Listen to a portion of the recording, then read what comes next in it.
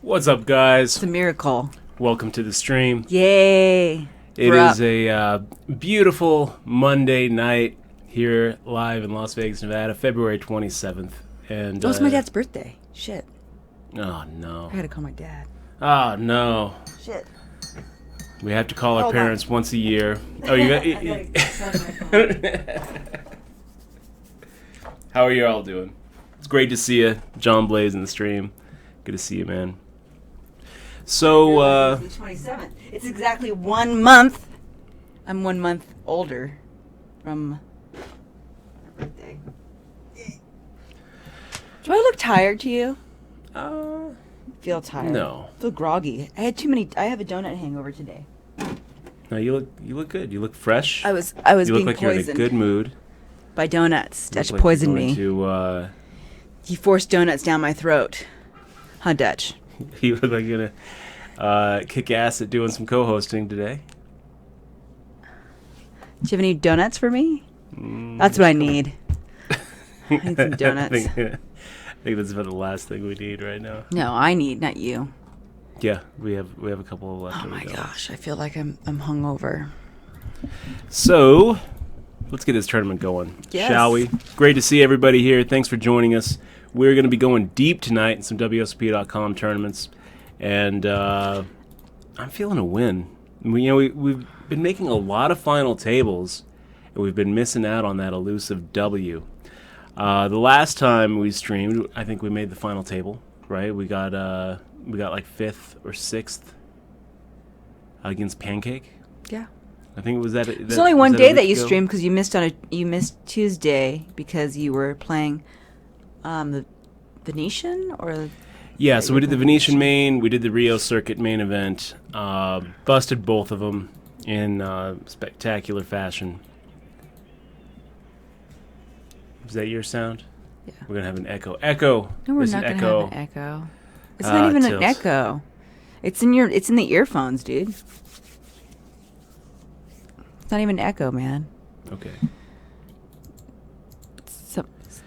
So, tweeted. let's tilt Dutch, guys. We got some See what we tweets. could do to. I'm tilt tilt him. proof. After this week, I'm tilt proof. I'm kind of in a bad mood because of them donuts, man. I can tell, yeah. Yeah, She's I been a need little some bit more. snippy It's at me like today. this is how I am after little after bit- doing some A sugar. little bit snarky. She's been a little bit snarky to me all day. Yeah, I was like, we're 10 minutes late, dude. We're 6 minutes, the Dutch. I'm counting down the seconds. How dare you be late? Yeah.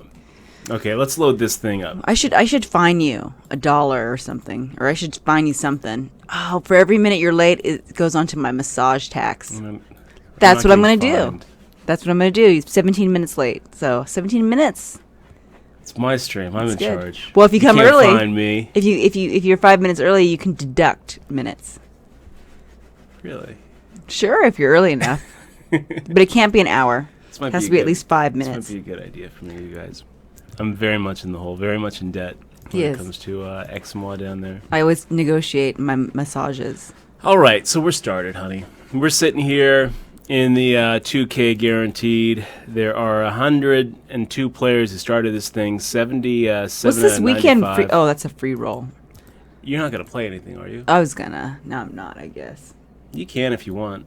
I'll just We'll check in on you every once in Oh a my while. gosh. Oh, this is different. Yeah, That's it's- different. What do you mean check on you? I'm just gonna play on it Play just the free to. roll. We'll check. We'll check to see how you're doing. Oh, this is different. This is a ticket one. God, it's like I'm drunk. It's so weird. Sugar high. This is No. the sugar come down. Now, I have a prediction, you guys. I predict Exmois down there at first is going to be in a weird mood tonight.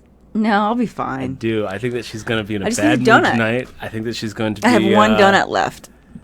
I predict that we're going to see Exmois in rare form tonight. No, we're not. I'm not gonna be in a bad mood. I just gotta just Gotta do work your through donut this. line. You Gotta work You through got the this. top of the donut in front of you and keep that donut high going. I know. That's how it is, man. You gotta get another one. Another one. So, That's how they get you. They big give you shout out one to donut everybody for who's free. joining us tonight. We got John Blaze in the stream, JPB, Maverick BP, Gosh, I Mike Diamond, Vice Chick. Great to see you all. What's up, crew? What's up, you guys? Thanks for being here. Guys and girls, feel like I can't even see straight. Got So I'm the weird. Rookie and the Vet coming back with a subscription, starting us off, testing that alert box, which is going strong. Everything is working just fine. No tech tilt, no echoes. Yet. All right. I found you. Okay, I found you. Okay. Yeah, I need to run this energy or something up. Are you playing the 30 or the 10? Shoot. Playing the 2K guarantee. The 10, Oh, I was looking at the rebuy an 3K. add-on. I might jump in the 3K as well. We'll see how this goes. Yeah, you should passively play. Can you do that? I guess you don't have you know to. what I want to You do? should probably focus. I kind of want to just focus on one tournament, and if I get knocked out of this after the add-on period ends, Sure. before the late reg ends in the 30, in the 3K, then I'll jump into that. That's usually what I've been doing, but I haven't been busting out of this thing. Instead, I've just been going all the way to the final table. All right. My mood is going to change. What do you mean? I'm going to be in a good mood now. See, guys, confirmed. XMO was in a bad mood. Confirmed. It's because it's probably the energy of my father.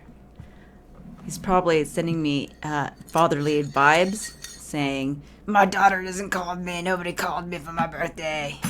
So he's probably pouting around the house. You should call him. Well, I got to charge my phone. You can use mine. I know I can, but I'm going to use my phone. I'm going to wait and charge it. I'm probably call him during break. See, all I'm hearing is excuses, you guys. I'm going to throw a phone at you. I'm going to throw something at you. Jesus. Did I hit you? Yes, you did. Good. Abuse on stream. It's just a scrunchie. I wanted to hit your head, though. Domestic Did I hit your abuse on eye or str- hit on your? stream. Did I hit your eye? No. Now I feel better. So, a lot of other things happened this week on stream. Somebody died on stream last week. Well, they didn't die on stream. They died on camera, but they were streaming 24 hours, and they had streamed a lot.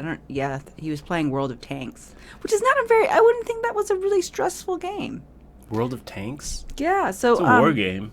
Is it? Yeah, Well- you're in a tank. But it's I don't know. Well, I guess if it's PvP then. Yeah. Oh well, then Kind of I like a guess. massive PvP thing. Oh well, where you then engage I in guess it these is a bit stressful. It's Big kind of tank like battles. I don't know if you're actually working the tank with a group like you do on Guns of Icarus. I think it's more like you are the tank.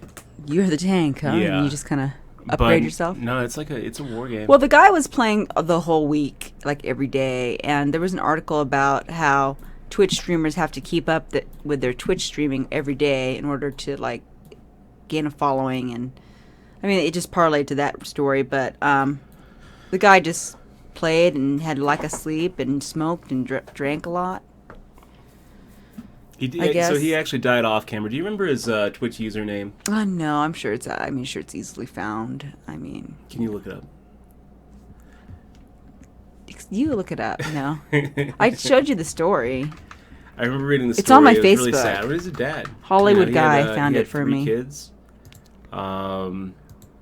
Just pushed himself too hard. Ended up his last words. No, I don't know if that's his last words, Dutch. His last words were. No, that's one of his last thoughts. You know what? I think we were talking about this last week. Because I remember signing off thinking, okay, we've got to come up with better last words because the streamer's last words. You probably did talk about it. That's why we should Were, write about what to talk about. I shaved my chest and I shaved my ball sack. No, we didn't talk about it on the stream because we talked about it at when we went drinking. Those were his I don't last think we talked words. about it And then he was last like, time. okay, I'm going to go grab a cigarette. No, that's not the exact last words, Dutch. Pretty close. I kind of feel like I love the how you. last I love how half hour you of take words- the story that I told you, and you make it into your own dialogue or whatever. Let's Put see. my own spin on it. You put your own put my spin on own, it. Yeah, put my own you're commentary the on it. problem with fake news. Fake news. Fake news. It's not. Well, let's see. The Dutch Boyd Poker Show is fake news. Speaking of fake news, you guys saw that CNN, New York Times, LA Times, Washington Post, and Politico were all banned from a little off-the-record press briefing. Not off-the-record, but unrecorded press briefing. So Sean Spicer was like, okay, everybody come in here, except for you, and you. Not you, not you, not you, not you. You're fake news. It's like, wow. Really, the Washington Post, the New York Times are fake news? You know, I just stopped going to CNN.com to get my news because of all the clickbait. And now I find out that Washington Post and New York Times are also fake news. Those were my new go-to sites, those two sites. I would type in new to see what was new in the world, and that would take me to New York Times. And then I would type in was to see what was, and that would take me to Washington Post. That was my daily routine. I used to just type in CNN into the browser. I finally got to the point where I'm starting to break that habit. Washington Post, New York Times, getting my news, and then, great. Now they're fake news too. You know how I know? Because the president said. The president said. And more Americans trust the president for their news than reporters. Okay. Yeah, crazy. Other things happened this week. What else happened besides my adventures over at the Venetian and the Rio, which I'll talk about later here on the stream. Bill Perkins got his ACR account shut down live on stream. So for the past few weeks, he's been having Dan Bilzerian come on there and do some super high stakes nosebleed heads up sessions. And but on his account, right? On Bill Perkins' account. Because Dan Bilzerian was banned from ACR. Is that right? I think so. I don't really follow everything that goes on with Dan Bilzerian. You guys probably know. Right? He's got a containment thread on on 2+2, and it's really long. Oh, really? Lots and lots of pages. So there's a lot of noise surrounding Dan, but and I don't really follow it. Every once in a while, like once a year, something juicy will happen. Like he'll get arrested for blowing stuff up in the Vegas desert. Or he'll be on the Joe Rogan podcast, and I'll be like, oh, that'll be kind of interesting to listen to. Or I'll see him in a movie, like he was in that Denzel Washington movie when where they were all having a gunfight in the warehouse, and he had a pretty good line in that. It was.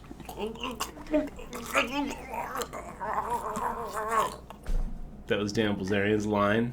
That's good though. It's better. It's more lines than you've ever had. That's right. It is. And then he was also just recently in War Dogs, where he knocked out Jonah Hill. Oh, is that right? For flirting with his girlfriend at a club. That's funny. I haven't seen that movie, so. So his spoiler. line there was something like, "Hey, back off." I had a line in a movie once. And that was his line. So once in a while, So what happened with this Bill Perkins? So he was playing and he just got shut off? Did it say why? I'm more interested in talking about Dan Bilzerian's acting career. Let's start looking at all the scenes that he's been in. No, so in the middle of a hand. Okay, so they're playing high stakes, heads up, cash, and they're kind of switching back and forth. Dan Bilzerian's playing his account. And this is against the terms of service of ACR. You can't let other people play on your account. They've been doing it live for the last several weeks, and every once in a while I'll see on like Poker News or Cards Chat a story about it. And it's always like, and Dan Bilzerian's been on Twitch these days playing a Bill Perkins account on ACR, and then in parentheses, which is technically against the terms of service, but they let them anyways. Yeah, they can do anything until they can't. My favorite part about the story, actually, let me just read you some of the some of the posts leading up to his actual ban, like right before he was banned. And who knows, they might turn it back on. I don't know what they're going to do. But here's on January 27th. This is It's my birthday. This is Michelle's birthday. So on Michelle's birthday, this is one of many posts. This is from user all jacked up on the forum that shall not be named. The forum that shall not be named. Let me just make that a little bit bigger so we can. There we go. LOL at Perkins getting banned from ACR for this. Can you imagine the outcry from the high stakes community? And let's go ahead and just scroll down. Not a chance he gets banned. He was talking about putting 50k Bitcoin on ACR. Scroll down. Oh, so the consensus is that he could do anything he wants to. The community thought he could. Pretty much. Wow, that's interesting. And so then, obviously, Sex and Weston Minnesota He'll probably get unbanned, honestly, because of that issue. Having him donate all this money isn't going to make ACR do anything. And then a month later, he goes silent. And then a month later, Bill's account just got banned live on Twitch while Dan was playing. So I mean, it was weird. It was a great little script reading it play out. You guys want to see the clip? Yeah. You want to see the clip? No. Oh well, I don't really care. Yeah, let's watch the clip. A Hollywood guy just subbed with Twitch Prime. What's up, dude? A Hollywood guy, good to see you. He's giving me some good stories. Thank you so much. I got some good. We are gonna take over the poker world. Bonyfish says, I am a true crew member. Love to watch and get feedback from both Dutch and Eskimo. Thank you, Bonyfish. Yeah, I want to also share the other Appreciate that. Hollywood A Hollywood guy story that he posted on my Facebook. Oh yeah. That was really cool. We got to talk about that. Some Bitcoin shenanigans. That was really interesting. So here you got Dan Bilzerian. You got a picture of Bill Perkins on the back of a very long train. And then... what are you showing right now? Are you just showing them getting shut out? Yeah. Oh, well. Just show Here's it really how quick. So he's with 10-9. He makes the call. Flop comes A6-2, and then boom. The town has been disabled by administration. Fucker. Fucker. He's so mad. They fucking kicked us out. Well, they handled it well. I mean, if I was streaming it live, I'd be like, oh my god. Yeah. What just happened? Oh my god, oh my god. got booted And then off. cut the line. Yeah, we got but booted they're off. but All right. you can see the moment too. Yeah, but they're on a delay too, aren't they? Yeah, they're on a delay. So yeah, I mean, so they knew it was going to happen. I mean, they could. I mean, it was good of them to even show it, because they didn't have to show it. They could have shut it down. Yeah. Yeah. So I mean, it's not like it's. I feel No. like it's just a ratings thing, and you're just, you know. Well, I will Newsworthy. add to the ratings because this is awesome. What my favorite part about this clip is the exact moment when Bill Perkins realizes that it's not Dan who got booted off, it's his account that got you can hear But- he's like, you got kicked off. Oh, we got kicked off. He does a pretty good job. He does a pretty good job keeping his composure, but you can see it right about Well, I'm here. sure at the he'll 22nd try to mark. negotiate it or whatever and get a warning. Probably. Let's watch it again. He's probably an affiliate, Okay. so he'll probably call them and talk to their guys, and he'll probably get back in. By administration. I don't think it's that big of a deal. What? The what? They fucking kicked us out. You got booted finally? You got booted finally? Well, it's like they were. I thought he said we got booted. You got finally. booted off. Yeah, we got booted off. Oh, we got All right. booted off. So you can see the exact second when he realizes that it's not you, it's not your problem. Oh, it's my problem. But hopefully, I don't know. I guess I think it's kind of a silly reason for him to get kicked off of ACR. Hopefully, they let him back on. He I probably think, will. I would bet that he would. I think that he's going to probably talk to their customer service, explain their situation, or Just whatever. Stop letting other people play on his account. Yeah, I'll just probably give him a warning. From what I heard, and I'm not sure if this is the case or not, Dan Bilzerian had already been banned from ACR. So that's a problem. You can't let people play on. That's one of the main reasons why you can't let people play on your account, is because then they don't have control over preventing certain people from playing. That's what I heard. I don't know if that's true. Could be a rumor. It could just be a propagating. dirty rumor that I heard, but I heard that he was using like some sort of But that prohibited sucks, HUD you know. Hopefully, we'll software or see. something. I wonder what he'll be. I mean, he has like a whole bunch of things. I don't really watch his streams, but he'll probably still be streaming on a different. Well, I subscribe to the stream. You know, I'm interested to see how it turns out. I'm also interested to see how it affects the free roll that we're planning on playing here next month. Well, he said he didn't announce the free where he was going to put it anyway, so it's not like it's a big deal. Yeah, they had But it on anyways- ACR last week or last month. Yeah, and he's probably an Earlier this affiliate month. or something. I'm thinking that he's going to be fine because, well, maybe not, but I mean, we'll see. We'll see how that folds. Anyways, back. Let's. Another story was from Bet Online. Hollywood guy shared with me, and it is about the cheating that happened in a high stake. Not high stakes. It was a professional blackjack player was playing, and there was some slight. Do you have that that video up? No, I don't. Let's see. It was Betcoin, right? Betcoin, No. blackjack. Online. It's betonline.com. Oh, Bet Online. Yeah. Okay. Let me get this clip because this was pretty crazy. Bet Online, blackjack cheating.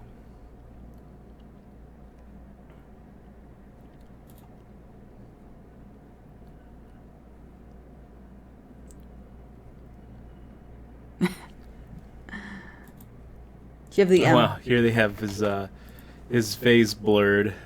Why do they have his face blurred? I don't know. Well, probably should have had Dan Bilzerian's face blurred too. Yeah, look, they're all blurring his face. Well, we seen it when it was live streamed. So, whose face are they blurring? The streamer? Because they probably don't have his permission to put it up. They were blurring the Dealer? blackjack dealers. No. Right, probably that's probably good because if they're cheating, they would they probably don't want to Let's go back. have issues with that. Let's see if I can find it here. Okay, yeah, check this out. So this is from Bet Online, which is an online sportsbook and casino, and they're using a .ag, which is Antigua, but from what I understand, they contract out to a Costa Rican live casino, which is probably like not even really, probably isn't like open to the public. It's probably in some warehouse or something It's probably in somebody's house. in San Jose. I swear or- that dealer that they're on the blurring coast. out is the same dealer that's in all the blackjack. That and there's a few chicks, but And I've seen that guy. so this guy here is he's a professional blackjack player. He uses certain, he counts cards and he uses certain ways to Well, shuffle track. I don't really know how professional he is. I'm not so to be sure honest with either, you. But he was playing blackjack. He actually won that hand. most professional blackjack players that I know don't go around streaming it or showing videos of how to do it. Being backed off by casinos is pretty much the biggest problem that you're facing when you're a professional blackjack player. So you don't go out and do videos like this. But here he is. He's playing against Bet Online. Here we go. And It's in large now. check this out. Watch his motherfucking hand, y'all. Right. Looking right here. Push it up. Flips second the one. card up and takes the second one. So, yeah. Looking at something. Well, What's it's the first interesting card I've because, had to like, I was thinking that maybe Good it's some looking kind man. See it of. one more time. He, See it one more time. Good looking, man. See. he was playing and he didn't even notice it until one of his And what one I've of his always YouTube suspected of streamers. these places, I'm not noticed computer it. literate, but if I can make in the middle grade, like motherfucking 8th grade an illusion, I'm sure they can do this shit here. I think it's funny how You know what I mean? he's. They probably have a camera. It's in large now. Watch his motherfucking hand, y'all. Right. He goes Push it up. up. Grab the second one. You should mute him, dude, instead of listening to that guy. They canceled though. They canceled their contract, right, with that casino, Yeah. which is rightfully so. Yeah. I mean, that's exactly what they need to do. So they. So I Bet think Online is that. not using that. So how do that you think they operation were anymore. cheating? Do you think there's a camera, like actually showing the last card, and he's actually looking at, like some kind of image on the where your camera is, but above, and he can see the next card? Okay, in my opinion, like what I think is going on here is I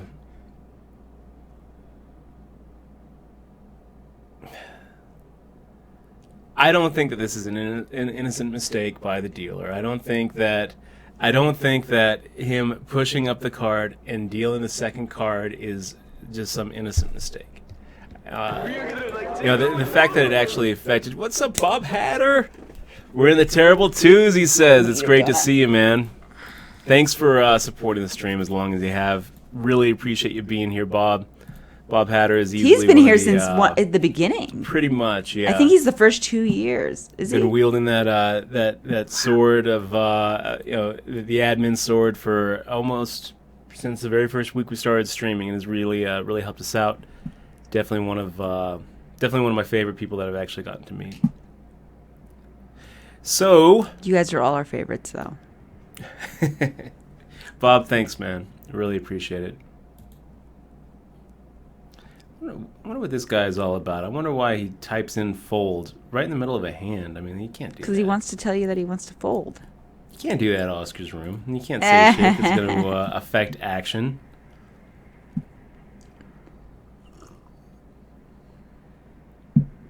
Yeah, but that sucks about the blackjack, dude. So what do I think is happening? It's a weird.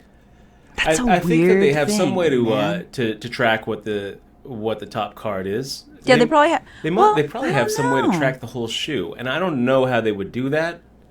Do you think they might have? They're like special cards that are like, they have some kind of chip in them. Like I don't know. I mean, I look at it. I understand that it's obviously cheating, but I'm trying to figure out how is it cheating. I mean, how do they know? It kind of concerns me because if there's a way for this dealer to know, what the shoe has in it, Then then such obvious. it makes me worried about playing on any sort of RFID table where the cards have RFID That's strips. what I'm saying. Like Yeah. they can probably trace them all. Like when you do like when they show the live or when they do streams for the WSOP, don't they have chips in the cards? On the final table, they do. Yeah. And I mean, can somebody hack into that to see? I don't know probably somebody could, right? I mean, they can hack a car. Why can't they hack a poker tournament? That reminds me of those non-pirating commercials. You wouldn't steal a car. You wouldn't. Isn't that what it is? You wouldn't steal a car. Mm-hmm. Now, it worries me a little bit when I see videos like this. It worries me a little bit. There's a lot of money at stake in the World Series of Poker. Every couple of years, there's someone who comes along with some cheating allegations. Well, don't they have like weird ways to cheat? Like they have sunglasses that can like read magic ink. It's like there's some actual like thought out ways to cheat. The one that really kind of concerned me. I remember a couple of years ago, I was someone sent me a link to a site where they were selling this cheating device that claimed to be able to mark the cards on the side, and then you would have this something that kind of looked like a smartphone that would be taking a look at the deck from the side and would be able to pretty much tell you what the whole rundown of the deck was, and that's pretty concerning. If that technology actually exists and is out there, and I don't know, maybe it was just a bunch of people trying to scam some would-be cheaters. I don't know. It was a pretty expensive little device that they were trying to sell, like $1,500, and it's definitely one of those buyer beware things, because if you go out and like if you go out and spend $1,500 to try to cheat a poker game, and then like you don't get anything in the mail, who are you going to complain to? You know. But on the other hand, it does worry me a little bit. And then you see almost every movie that depicts poker these days is depicting a bunch of hustlers using invisible die. You know, there was one just recently. I think it was with wasn't it with Will Smith? And he played like a con man, and he had to put together a big con for like a racetrack or something. And there was a poker scene where a guy was just sitting there and playing some cards in an underground room. I didn't see that movie. And, he was just looking at the cards, and they were just marked up like king. But isn't that movie 21, 7. Didn't he have like some kind of device, electric shock thing or something? I remember there being like a device in their shoe. Or maybe that was a dream. I don't think that was 21. I think that was Casino. Was that Casino? And that was a long... that was Casino. Yeah. Okay, yeah, cards. All those movies lump in together for me. Like, people have been trying to cheat casinos and poker games for a long time.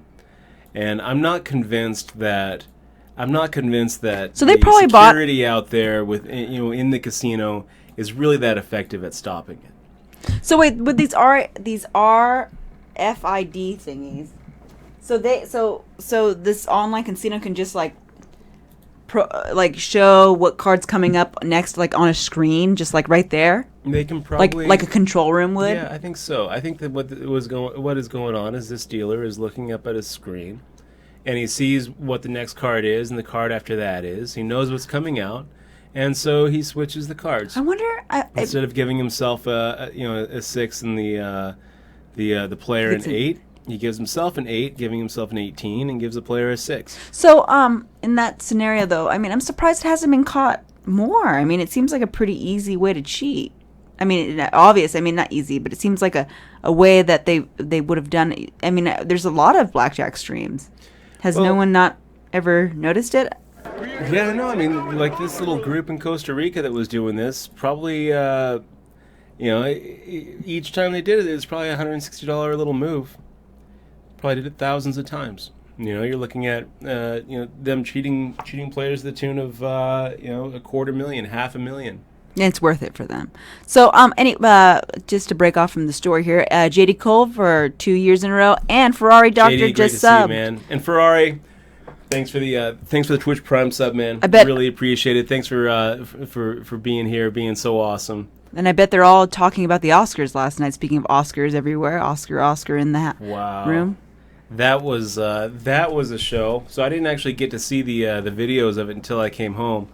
I did make a little tweet, kind of poking fun at Viola Davis's. You want me to tell you if your space background is okay? Well, I have a little wrinkle in it. Waiting for next year. Waiting for next year with that Twitch Prime sub. Awesome, really appreciate that, man. So Noon Team says, Dutch, wouldn't you agree that players mark cards actively every year at the WSOP? Well, I think that happens. Like Noon Team. I think that happens. There's really not too much you can do about it either. I remember a few years ago there was a table that I just got sat at, and I was playing one hand at, and we went on break. And when we came back from break, the floor guy comes to the table and he says, "Okay, players, I need your attention." He's real stern. He's like, "It's come to our attention that someone here is marking cards, and you need to quit it, or we're going to go to the cameras and we're going to find out who it is, and we're going to be banning you from the WSOP." And when that happened, I remember feeling really deflated, and I looked at the floor and I said, "Wait, why don't you just do that right now?" Mm-hmm. Just do that right now. Just ban one of these. Whoever's doing it, just ban them right now. Go to the cameras right now. Like, are they just for show? No, they're not for show, Dutch. They're just being lazy. Nobody wants to do extra work in life. So they're going to just not worry about cheating going on? I think that, no, that's why they give them a warning, because it's like, well, maybe we can put out this fire before it gets big. And when it does, people do cheat. They do investigate it. Wasn't there another guy that cheated? And I mean, there's been people. There that was cheating allegations where a guy got to fourth in the Heads Up Poker and he got event at the WSOP, and the people that he was playing against were convinced that he was marking cards, especially because of how he was playing. He was, really making a point to look at what the backs of the cards were looking like. And he would demand to see their stack over and over and over, so they would have to actually move their hands so he could see the backs of their cards. And then he was making just impossible moves, impossible calls and impossible maybe he had X-ray value glasses. bets. And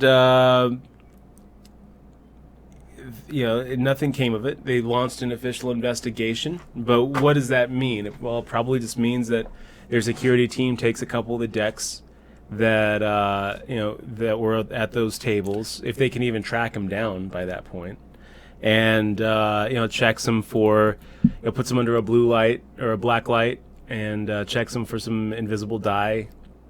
It goes back to the cameras to see if they can actually see him doing any markings, but those cameras are pretty far away. And I think unless a security team... what are you trying to see with the cameras? They're cards. What you're trying to see... I mean, they are pretty far. What you're trying to see is zoom in to where someone is actively marking a card with his finger or with some sort of device. I mean, if somebody actually uses something besides just a fingernail, if someone's actually using some sort of invisible die that they can track after, then... It seems like a lot of work. But to my knowledge, I've never heard of a single person at the WSOP ever getting banned or kicked out specifically for cheating at the WSOP. Only for smoking pot. Yeah, that's happened a few times. If you smoke weed, security will be able to catch that. It's worrisome, man. It's worrisome. But you know what? I think... I'm still making money at the World Series. I think that even with even if and with cheating going on, you just have to kind of take it as a rake. Just part of the fees, just part of the cost of doing business. Well, yeah, there's going to be cheaters and everything, I suppose. So yeah, let's talk about the Oscars because that was pretty crazy. Well, not really that crazy. You just got the wrong card. It's not that crazy. It was crazy at the moment, but I'm kind of over it now, honestly.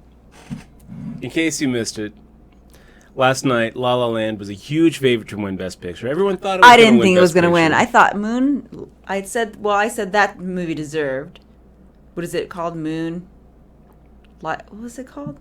It's called Moonlight. Moonlight. I thought.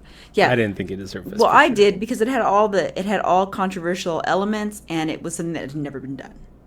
And I was like, if anything's going to do it, it should be that, not La La Land. Actually, while La La Land was getting nominated, I was going, don't be La La Land, don't be La La Land. And then when it was, I was like, I actually text Dutch and said, Poo Poo Land won.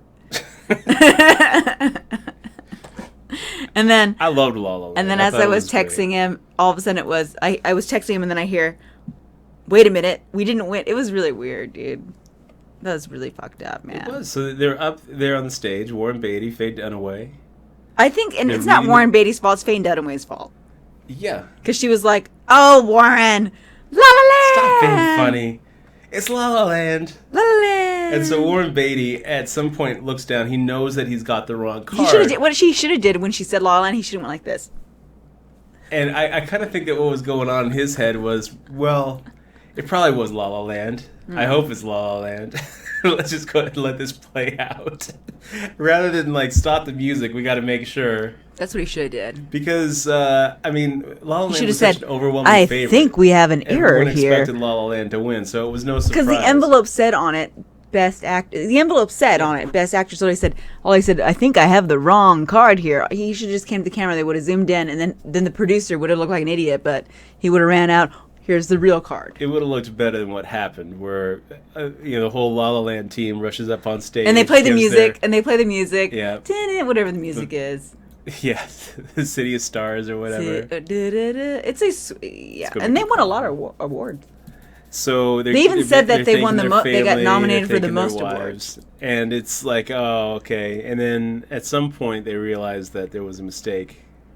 I felt like the La La Land guys handled it pretty well. No, the one guy handled it well. The first guy did not. He was like, "We lost, by the way." How He else said. are you supposed to handle it? I mean, you're sitting there with your award, you're making your acceptance speech, and then they come out and say, They oh, by won the so way. many other awards. It's like the They won a lot. Arrival didn't win shit.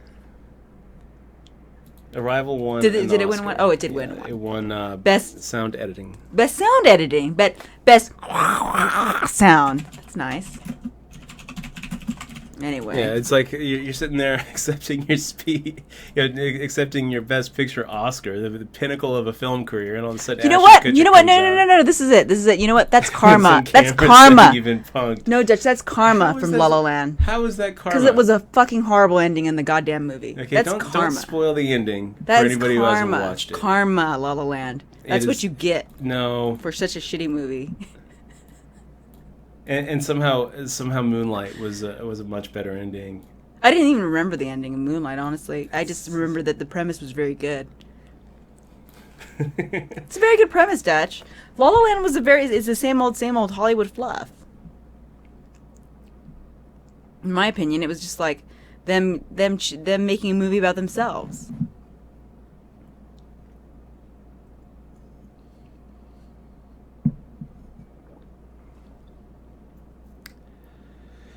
So, what else do we have to talk about? Darren Elias just won a third WPT. Good job for him. Well done. That ties him for all-time most WPT That is really titles. cool. You know, they don't have a lot of shots for those things. Only about a dozen a year. So, you know, I feel like winning a WPT title is tougher than a WSOP bracelet. I feel like it does mean a little bit more. Although, you know, the WSOP bracelet is really the pinnacle. The WPT title, I mean, you don't have as many shots. They don't give as many out. So I don't know. WSOP has a richer history. I don't think that I would trade my 3 bracelets for 3 WPTs. But I would trade the money that I got for the bracelets for the money that Darren Elias got for his 3 WPTs.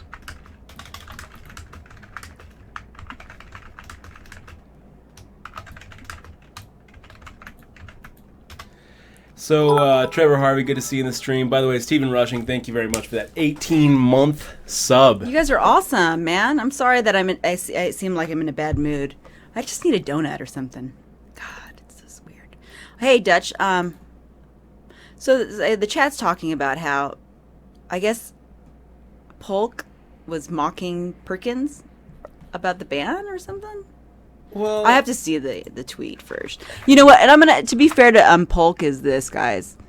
I love Doug Polk, and I think it's good what he's doing because he's not afraid, dude. A lot of people are afraid to speak up against him, and that's the truth of it. Yeah, it is the truth. Everybody's afraid because they think that they're going to get something from Bill, or that gonna miss out on some big yacht cruise that he's going to give them, or they're going to miss out on some of these free rolls. $300,000 So it's like whatever, free roll and shots. you know, He's and to be fair, you know, it's like raining down on people. And it's like there's rules that everyone should follow. It just because Bill Perkins has a lot of money and he's throwing money around doesn't mean he's not excluded from those rules. And a lot of the things that he's doing, I feel, are unfair to a majority, if not all, of the streamers.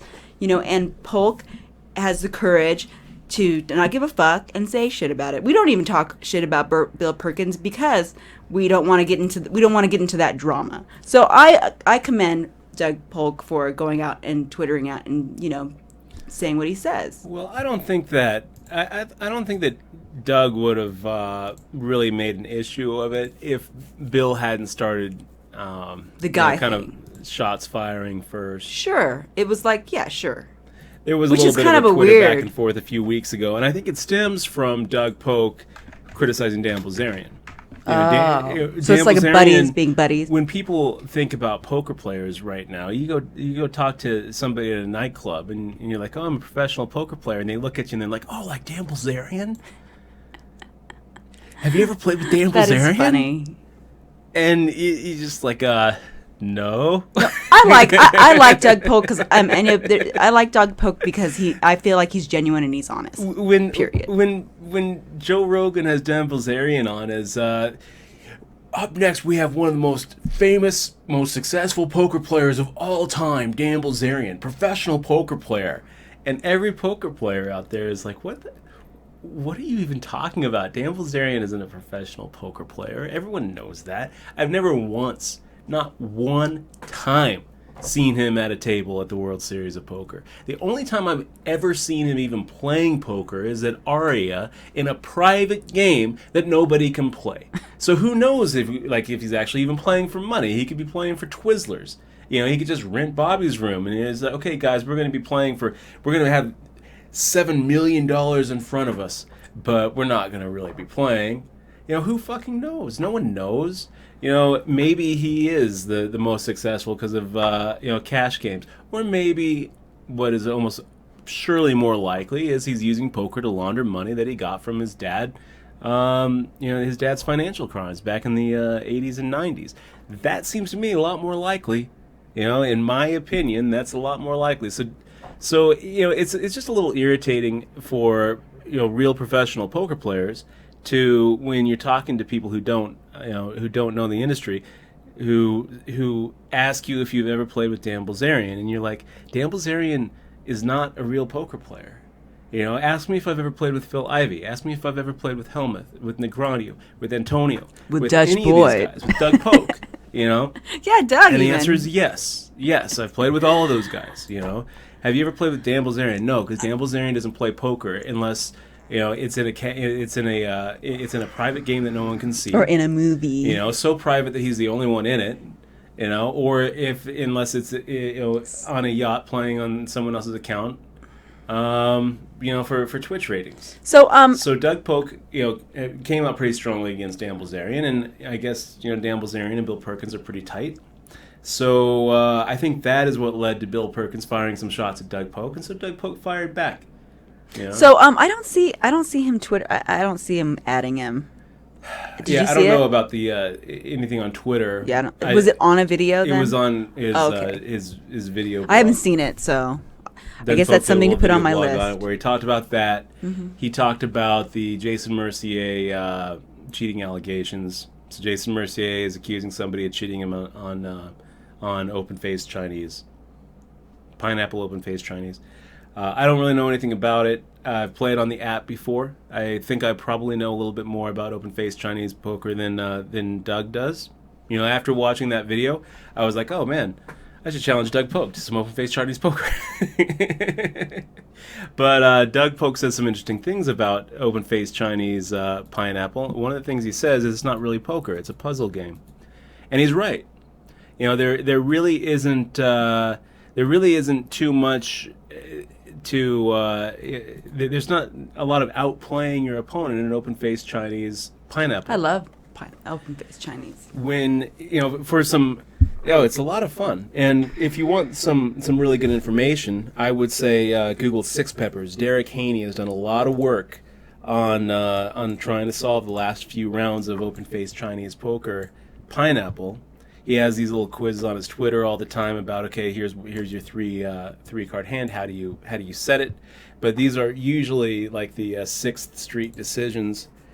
So actually trying to come up with a solution is kind of a recursive problem. When all the cards are out except for the very last set, that's easy, right? Mm-hmm. It's like, okay, how do you place this, just to maximize your points? That's an easy problem when it's like the last decision that you're faced with open-faced Chinese poker Pineapple. But the very first one isn't so easy. It's like, okay, so you got 5 cards here. Do you put the pair on the back or do you go for the flush? And no one has really come up with a solution for that. And it's definitely possible to solve the game, but you kind of have to do it recursively. And I don't think anyone has really put in the time and the resources to do it. I don't know how much computer power it would actually take, but I gotta think that it is indeed solvable. So I think what Jason Mercier was alleging wasn't even that this guy down in Florida that was challenging everybody on open face Chinese, and then also somehow Jacqueline Moscow got involved with it too, and she was being accused of cheating as well, from my understanding of it. But it doesn't really. It seems like what Mercier is saying is that he's somehow hacked the app or has some sort of access to what the cards are going to be in the app, which... Wait, what? That's what Jason Mercier thinks is going on. With the cheating thing, or this is something different? With the cheating thing. Oh, I thought, okay. Because the way that open-faced Chinese poker is generally played among the pros is through an iOS app. Mm-hmm. You know, I don't have access to it because I'm switched to Android, but I used to play all the time on Michelle's, a couple times with you guys. Until you didn't function. Yeah, and I loved it. It was a lot of fun, and I was up a lot of points, not a lot of money because I wasn't playing for money, but it's a fun game, but it is a puzzle game. It's not like poker where you're trying to where you're trying to exploit your opponent. Is this the Negreanu Mercier story or no? The Negreanu doesn't have anything to do with the Mercier story. Oh. The Negreanu story was just kind of silly. Negreanu put out a... yeah, I haven't read it. I just saw the headline. Yeah, it was great clickbait headlines by Doug Polk. Oh, is that what it was? Because I was like... Jason Mercier cheating allegations. Yeah, I was like, which, what? the way he phrased it made it sound like someone was alleging that Jason Mercier was cheating, and not the other way around, where Jason Mercier is alleging that this other guy's cheating him in open-faced Chinese poker pineapple. Is it possible that the guy hacked the app? I mean, as far as I know, no one even knows where this app came from. So, yeah, it's possible. And even if they do know where it came from, is it possible that he somehow, jailbroke his phone and reverse engineered the app and was able to, and maybe the app has some sort of glaring security flaw where you're going to be able to know how the deck is going to run out for you? Yeah, I think that's possible. Of course that's possible. Why wouldn't that be possible? But is it probable? Or is it just more likely that the guy... I actually think it's more likely that the guy is using some sort of some sort of computer assistance rather than being able to predict which cards are coming out. I think that's more likely. But Jason Mercier is saying, oh, well, you'll play anybody online, but when you actually play live, you suck. But you play really good online, really bad live, so what's going on? You must have hacked the software. Well, if that's the case, that he plays really good when they're playing through this app and really bad when he's playing live, I think that it's more likely that he's using some sort of computer assistance, some sort of proprietary computer assistance that he, that maybe he paid somebody to put together to basically solve for X. Because the way open-faced Chinese poker works is it's not really like poker where it's like, okay, you have aces. What's the right move? Should you 3-bet? Should you 4-bet? How much? How to play? And there is actually a right answer. When you're on your Fifth Street decision. So you think he's just like looking at the decisions? There's probably some kind of program he's using.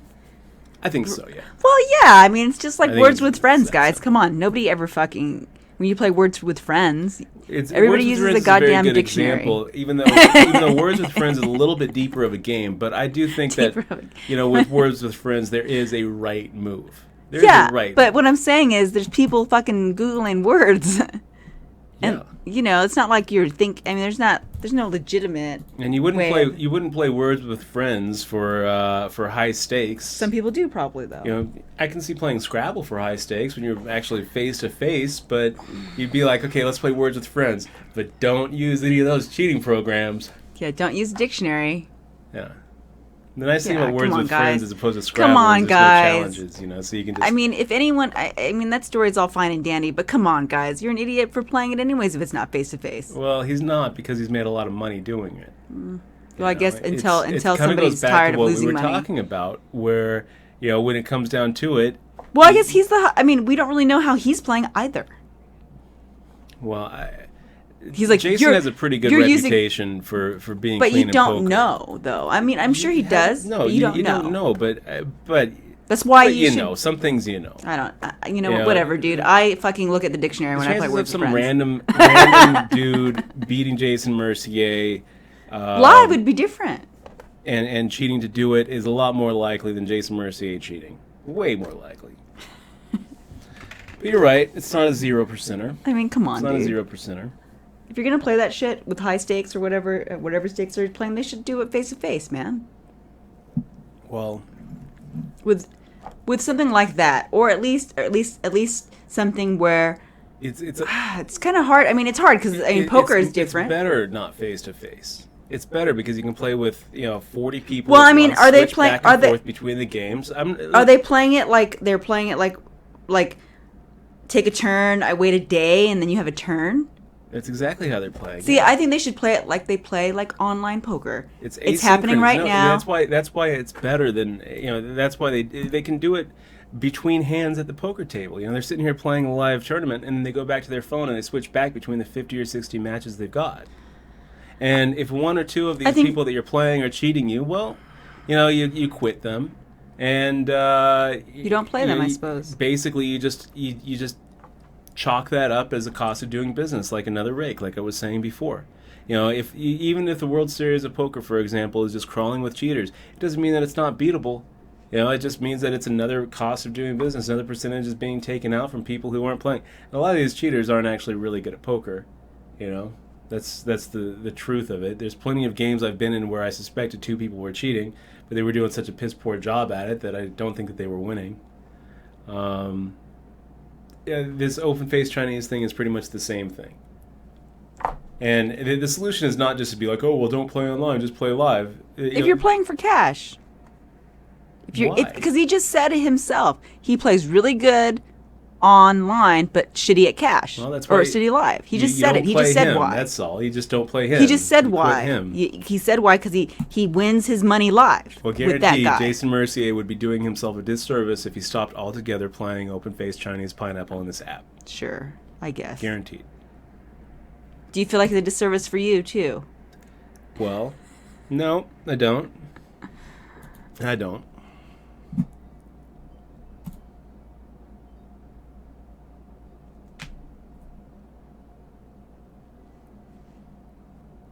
I mean, he doesn't have proof. I mean, he's calling the guy a cheater, and he doesn't really have proof of it either. Yeah.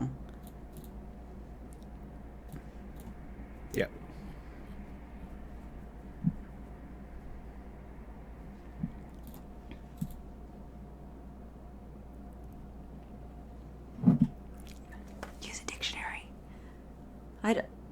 How have you played Words with Friends for? Dutch is really good at Words with Friends. Thank you. I think he fucking cheats.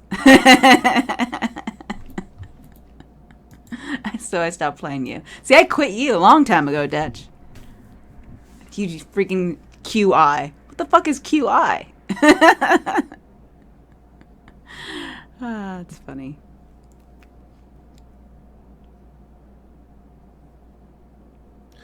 So, BRB, VFL, good question. You say, hey, Dutch, quick question. Do you feel like 40 to 50 buy-ins is good bankroll management for cash games?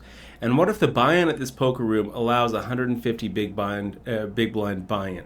So, what you're kind of hitting on, how much do you need to play a certain limit? I actually did a whole article about this in All In magazine last year, talking about bankroll management and all the things that kind of go into deciding how much to bring to a game and how much you need to actually sit in a game for your bankroll. It all boils down to what risk of ruin percentage you're comfortable with.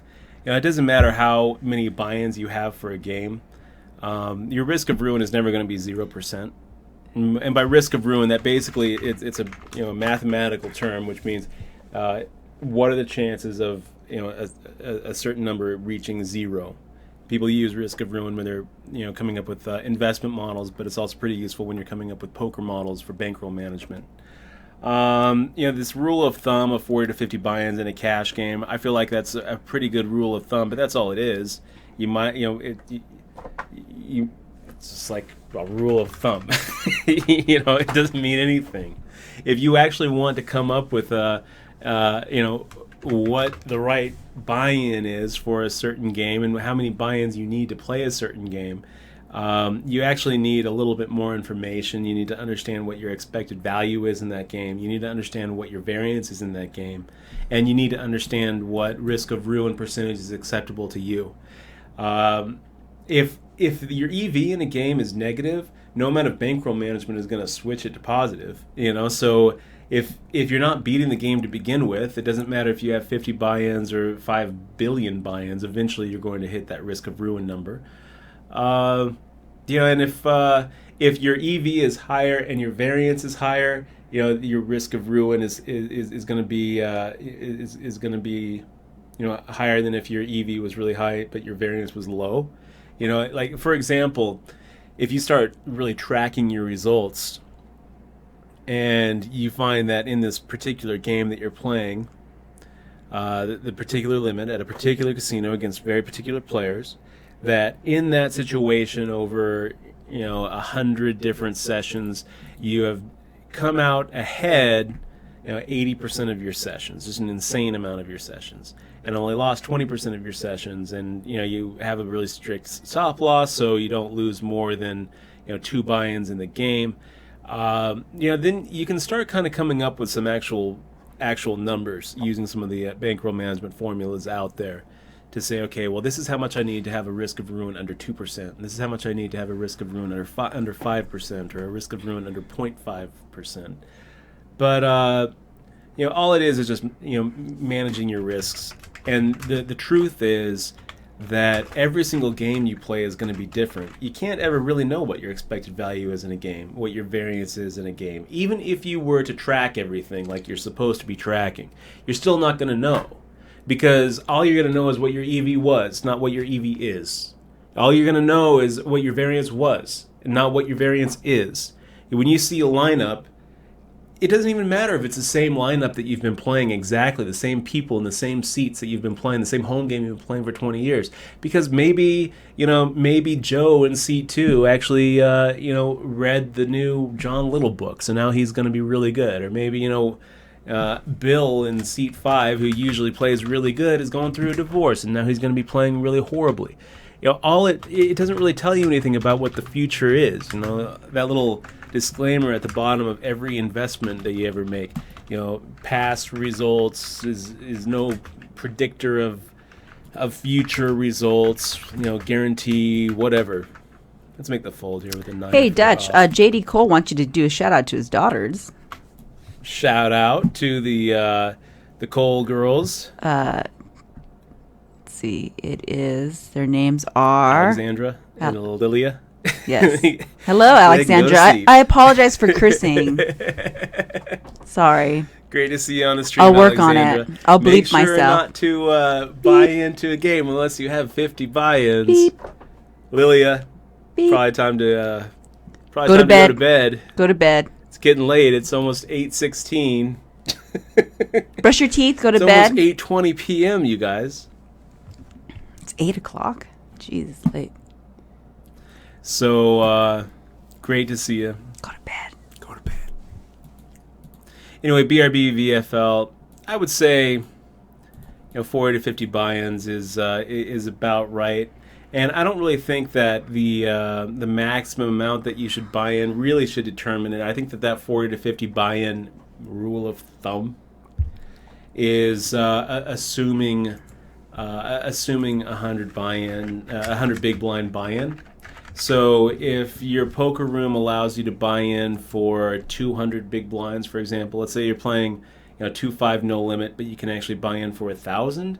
Well, then I would say just divide that 40 to 50 buy-in by half at that point. Dutch, I don't think you should use the term rule of thumb anymore. Because it basically just means a stupid rule. No, a rule of thumb means if you're going to beat your wife, the ruler has to be as thick as your thumb. Are you sure about that? Yes. Are you sure that that's what the rule Something of thumb like that. means? Yes, the rule that of thumb. If I want to beat you with this, with a rod. I The origin, have to, like, the beat you with it phrase sideways. was invoked in a lecture as an example of domestic abuse permitted by British common law. The rule of thumb, according to Professor, was a law that allowed men to beat his wife so long as the rod used was no thicker than his thumb. I'm just kidding. You can use that word. So rule of thumb It's is changed. a sexist term. We're claiming it back. We're taking it back. No, I just thought it was I remember you actually talking about it. That's why I even mentioned it. So ace 4 offsuit, I think I would actually be 3-betting chaos theory here. With ace 4 suited though, I don't mind letting T right and Happy Mon come along for the ride.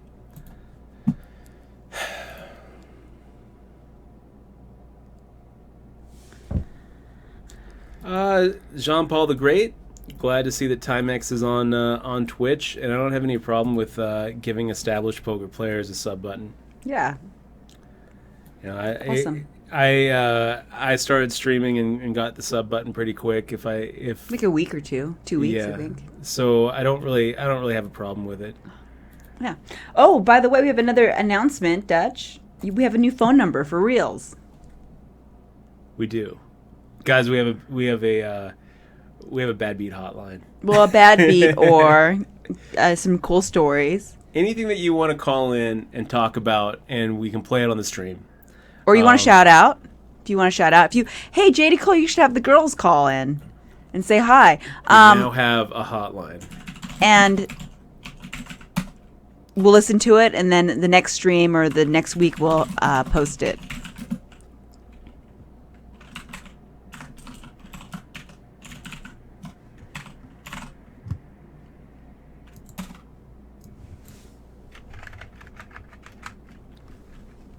so yeah. You can call in. If you guys are sitting at a table and you have a bad beat or something weird happen at the table, you can call in. Tell us about it. I Yeah, had something or weird just happen. a shout out. You want to hear something weird that happened at the WSOP circuit main event 2 days ago? Sure. What about you? You want to hear? So, Is this the one that you were telling me before? yeah, I'm going to preface this by saying it was late. Okay, it was late, and I made a mistake. It wasn't the other guy's fault, though I think that he was trying to take advantage of that mistake. Okay, so I was at a table. I was in the big blind. No, I was in the big blind with ace 6 offsuit. Everyone Wait. folds to the button. You were in the what? I was in the big blind with ace 6 offsuit. Everyone folds to the button. The blinds are 1,000, 2,000 with a 300 ante. And I've got 71,000 in front of me. And the button has 45,700 in front of him. Okay. And he reaches for chips. When everyone folds to him, he reaches for chips to raise. And it looks like he's going to make it 4,500, but then he decides to make it 5,000. And it looks like he doesn't really want to raise. It looks like he's feeling like he's just obligated to raise. He decides to make it a little bit more so that he can get away with it, with it pre-flop. And he doesn't want to see a flop. And I think to myself, you know what? I bet this guy has a small pocket pair. And he's got 45,000 here. Let's make the raise here.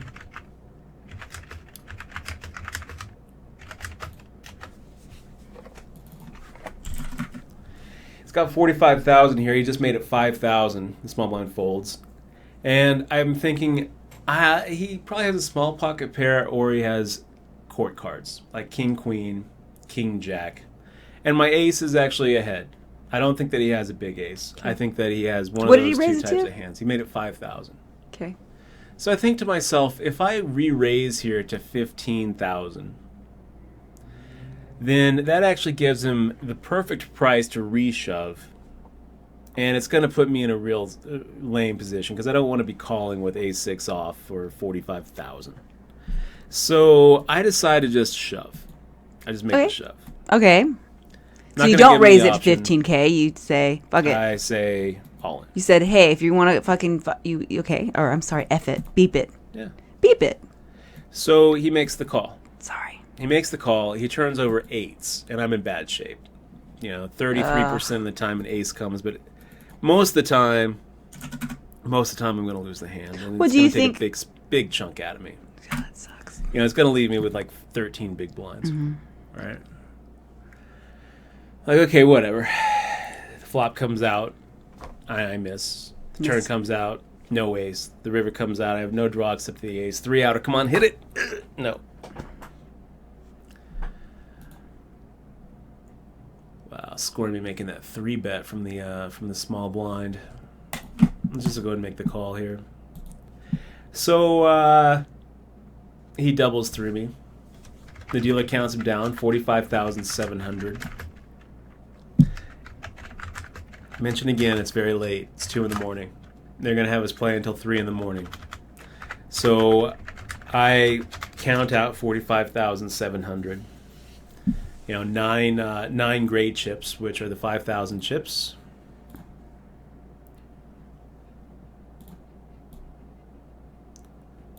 Shoot, I don't think that we're going to be able to get Squirmy me to fold his 10s or his jacks. I think that we're pretty much just giving up on this hand. That's what we're doing. So wait, so what's the moral of your story, Dutch? The moral of my story? Yeah, because you were like, and I gave him 40,000 chips. So I give him the 9 great chips, 45,000, 45,000 2,000. You know, So what's the moral? 500 and 200, and I pass it over. Oh, because you were... The dealers switch. Oh, okay, yeah, okay. Okay, and I'm counting my stack, and I realize that I don't have 13 big blinds. I have like 6. Because Dutch accidentally gave too many chips And I'm counting away. my stack. So it was 71,000 to start the hand, 45,000, you know, I'm supposed to have like 26,000. And I have like 15,000. And that's why you guys should just pay attention to your chip stacks. And so I all say, the okay, time. hold up, stop. Just don't deal. Hold up. Yeah, I'm replaying and I realize Something is exactly what wrong. happened. I know what happened. In my mind, what happened? What You just- happened was that I didn't give him 9 great chips. I gave him 11 great chips. Oh, you just gave him an extra I gave him 2. an extra 10,000, an extra 2 great chips, and I knew it. Mm-hmm. And when I thought about it, like even when I was like passing it over, I counted it out, but like I was looking at it, I was like, that doesn't really look right. It was like, it's right. The dealer is there, you know, he's there. But then when I'm counting my stack, I realize, no, this is not right. And I say, okay, hold up. I'm pretty sure I gave you 10,000 too much. You're going to need to count that stack. And he's like, no, you didn't. You did. Don't worry, you didn't. And I was Don't like, worry, you didn't. You're going to have to count the stack, buddy. You started the hand with 45,700. Mm-hmm. And when you count the small blind, which is 1,000, count the 9 300 antes, which is 2,700, and I pull out my calculator and I was like, this is how much you're supposed to have. And I can clear, you know, I'm counting a stack. I'm like, and you have 10,000 more, and I'm supposed to have 20. So you straight broke out the calculator, Yeah. huh? And I have 16,000. Did you have to call the floor? Yeah. And the floor's like, wait a minute.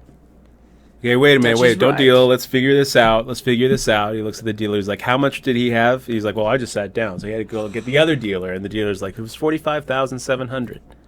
Good thing he remembered, man. I don't think I could ever deal. All the players were like, yeah, it was 45,700. But then this guy is Verified. like, no, you need to check the camera. I think that I probably had an extra 5,000. I think I had 51,000. What a dick. And so he was trying to keep What my 10K. a dick. And then the guy was, the dealer said, okay, well, we're going to make this right. You know, we've got the dealer confirming it was 45,700. Wasn't the dealer supposed to check anyway? Yeah, but there was a lot going on, and 'Cause they again, were it was switching. 2 in the And he morning. signed out, yeah, you know, for it was sure, just yeah. it was an honest mistake by everybody. I do feel like this guy was trying to Sure. take advantage of the mistake, and I also think that he knew what was going on as I was sliding in the chips. That's what I think. But he was insistent. Check the cameras, and they're like, we're not going to check the cameras. We don't need to check the cameras. You made the count. The dealer confirmed the count. You looked at the count. You were there, 45,700. Everyone's agreeing that it was 45,700. Good thing you caught that, Dutch. Yeah, because guess what? What? If I caught it 40 seconds later, after the first card Too comes late. out, it's too late. They're not Yeah. going to adjust it. They're not See? gonna adjust That's a lesson, Dutch. it. Yeah. But everybody was tired, so, I mean, 2 in the morning. can't blame. By the way, Poker Dealers. Mindset Coach, good to see you, man. I don't think he can hear. Oh. You should sign. Hi, Poker Mindset Coach. His computer's messed up. Guys, I'm going to take a real quick break. I'll be right back.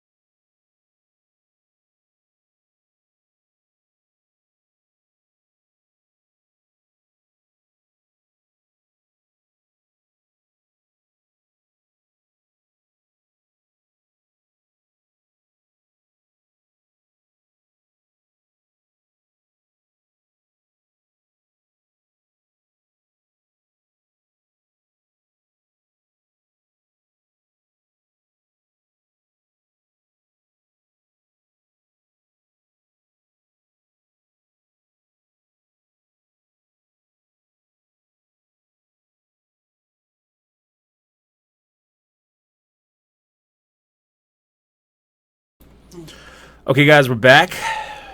Have an interesting hand coming up here. Where, oh, I see your MT. Decided to go ahead and make a little check raise here from the small blind into our ace king. It's a tough spot, you guys, because I kind of feel like, oh, I see your MT knows that we're going to be c-betting a pretty big chunk. Here he is representing a pocket pair or a 4. And I don't know. It's a tough laydown, but I will go ahead and make the laydown. Nice hand.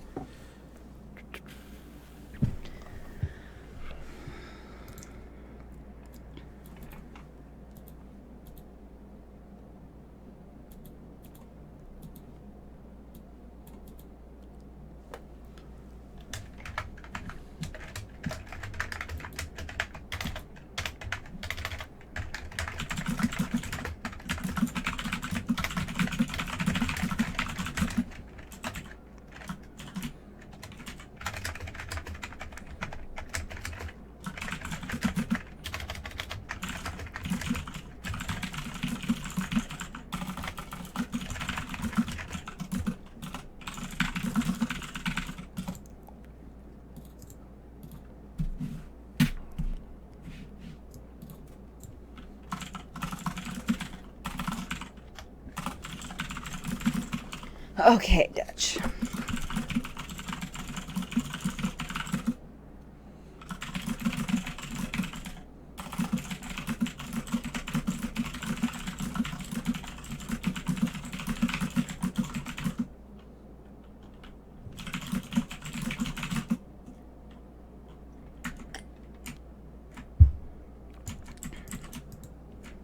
You just say cool, babe. Just leave it alone. Oh, look, aces all in here. Wow, look at that.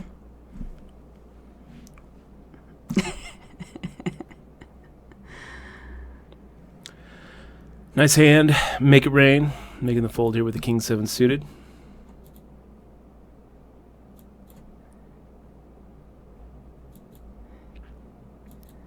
Do you have any good angle shooting stories, Dutch? About all the times that you've angle shot? It's not the same tournament. I don't. No, I don't I'm just kidding. shoot take angles. So This is one thing I would point out. Okay, using the rules to your benefit is not. That's not angle shooting, in my opinion. Let me give you an example. Okay, because a lot of people would consider this angle shooting, but I don't at all. Okay. There are 15 minutes left in the day. Okay? Mm-hmm. And you're in the big blind. You're going to be bagging chips. For whatever reason, they're not doing the thing where they stop the clock and deal out cards to see how many more hands they're playing out. This is actually something that really happened at the Venetian. That really happened. This is not just an example hypothetically. This is an actual example from last week, where I was playing the Venetian Deep Stack main event, and have a pretty good chunk of a pretty good stack on the end of day 1. It's the very end of the day. I'm in the big blind. There's 15 minutes left. I ask the floor if they're going to be stopping the clock at 10 minutes and counting, and saying how many hands they're going to play, and they're telling me no, they're not doing that tonight. I don't know why, but they're not doing it. Okay. Like, okay. So, armed with that knowledge, most hands in a live setting, by the way, we're going to go ahead and erase this. So they were just playing until they were done? Until the time ran out? Until the time ran out. Weird. Most hands in a live tournament setting are going to take about... Let's go ahead and make the half pot size bet here. About a minute and a half. I wonder if we're ahead here with our pocket 5s. I mean, we're definitely dead to a king. We're also dead to a bigger pair. Bink taking the stand here. And I think if pocket 5s are not ahead, then we're just going to go ahead and switch over to the 30. Nice hand. Club. Ching. Oh wow, look at that. Yeah. Plan Those are the plan suckouts that B we like. there. Yeah, no doubt. So if you start looking at around the table and there's like 8 people in there and you're thinking, okay, we got 1, 2, 3, 4, 5, 6, 7 more hands. That's cutting it pretty close where I'm going to have to pay another big blind and a small blind. So what do? You slow down. You start taking 20 seconds for your pre-flop decisions, and if you see a flop, you start taking 20 seconds for each post-flop decision, and you do everything that you can to slow the action down to push that average hand time up from a minute and a half to a minute and 50 seconds, so that when the tournament stops for the day, you end up in the big blind, and you don't end up having to pay the big blind again. It matters. It makes a difference. So I do that. A lot of people will look at that kind of delay tactic as angle shooting. The same kind of thing happens when you start approaching the bubble, where you'll start seeing people actually taking their time, slowing everything down with short stacks, because they want to maximize their EV, and they want to make sure that they get into the money. And they want to, in multi-table tournaments, I mean, it can get pretty insane where all of a sudden they're taking 40, 50 seconds per decision because they know in 20 minutes the bubble's going to pop. And if they fold their way to the bubble quickly, it's going to be the difference between having 6 big blinds and 9 big blinds. And that makes a pretty big difference. Having a little bit of fold equity is pretty important. Banana Anna, open limping under the gun. What does it mean?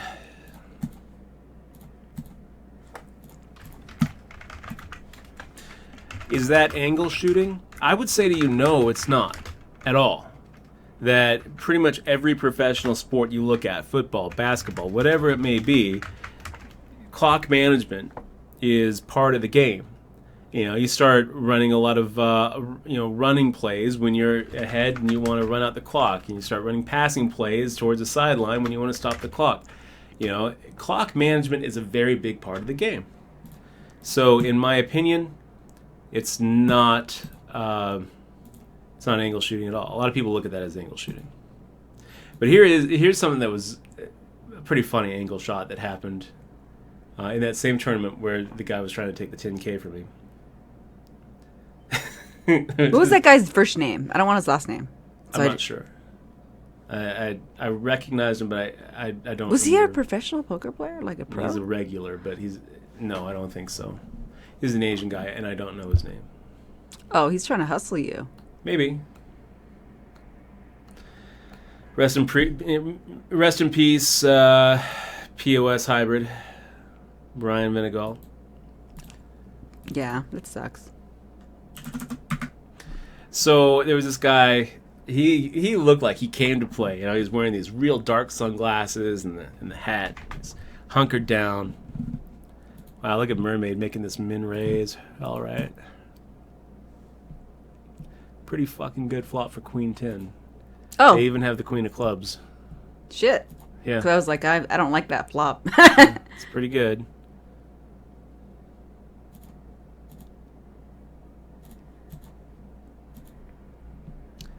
I think Mermaid's going to go with it. I think Mermaid's going to just shove. Get the bad news. Oh, God. Go and set ourselves up for a all in on the river.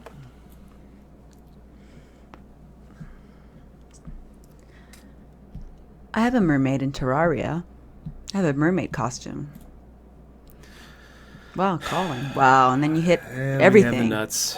You hit That's everything. not actually a good card for us. Is it not? Why is it not a good card? Because it scares him. I see. Yeah, because it's a Yeah, he's it's a like, chill I card. see. 'Cause I now see. if he has like ace queen or ace 10, But you had the nuts, though, right? Yeah. Those are the nutty nuts. that is the nuts. The nutty nuts. Do you shave your nuts? I'm gonna go up for his smoke down. Yeah, so that wasn't the river card we were looking So for. that sucked. That shaved your But action. definitely not. It shaved our action. That shaved your action. Definitely not as bad as another ace, where maybe we were up against ace jack or something. So,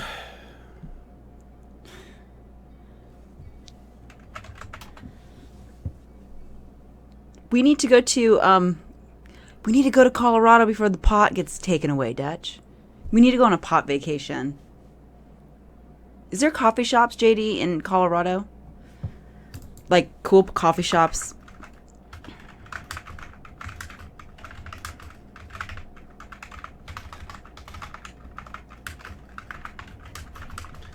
let me tell you what ended up happening. So this guy has ace deuce offsuit.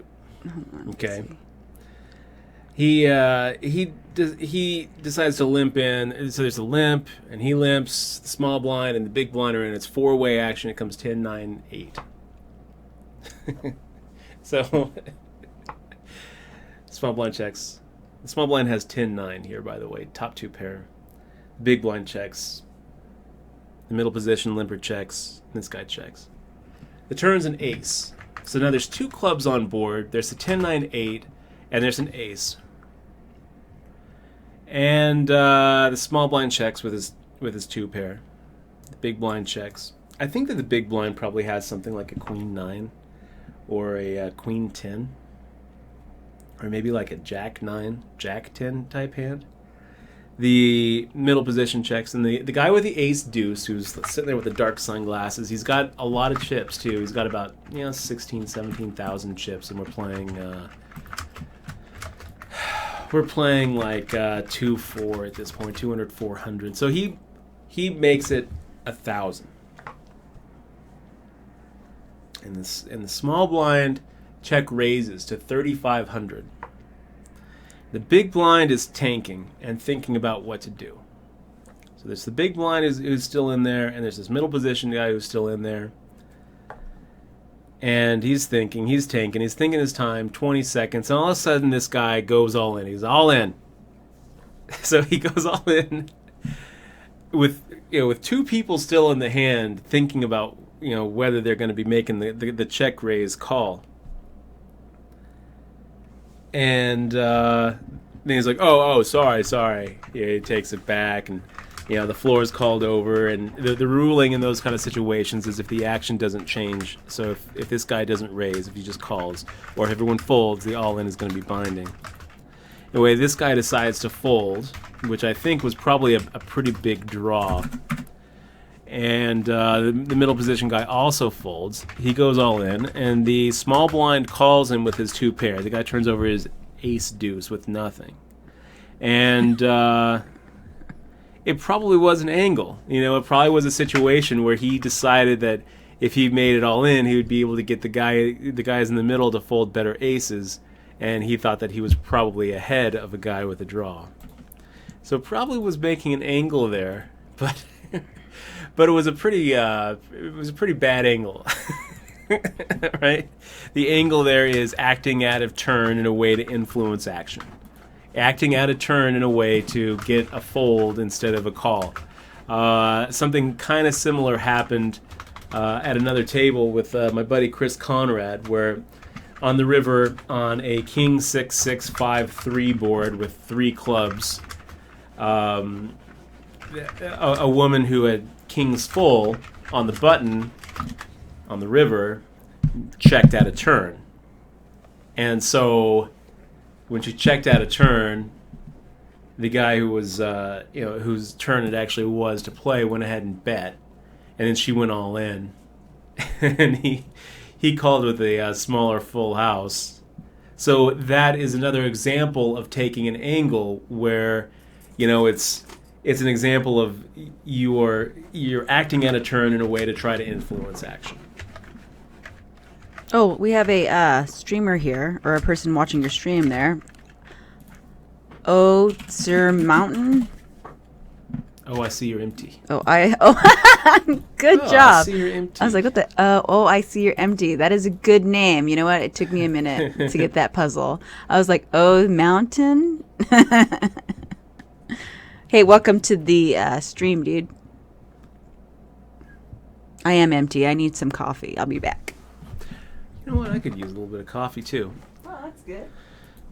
Can you give me a little coffee with just a little bit of cream and a little bit of sugar? Yes. Thank you, honey. Let's go ahead and make the call here with our King 4. I still can't believe that those pocket 5s sucked out on the King 10. Still just like, wow. We're supposed to be playing another tournament at this point. Let's go for a little check raise action. Ship It Now doesn't give us the opportunity, and that ace probably hit him.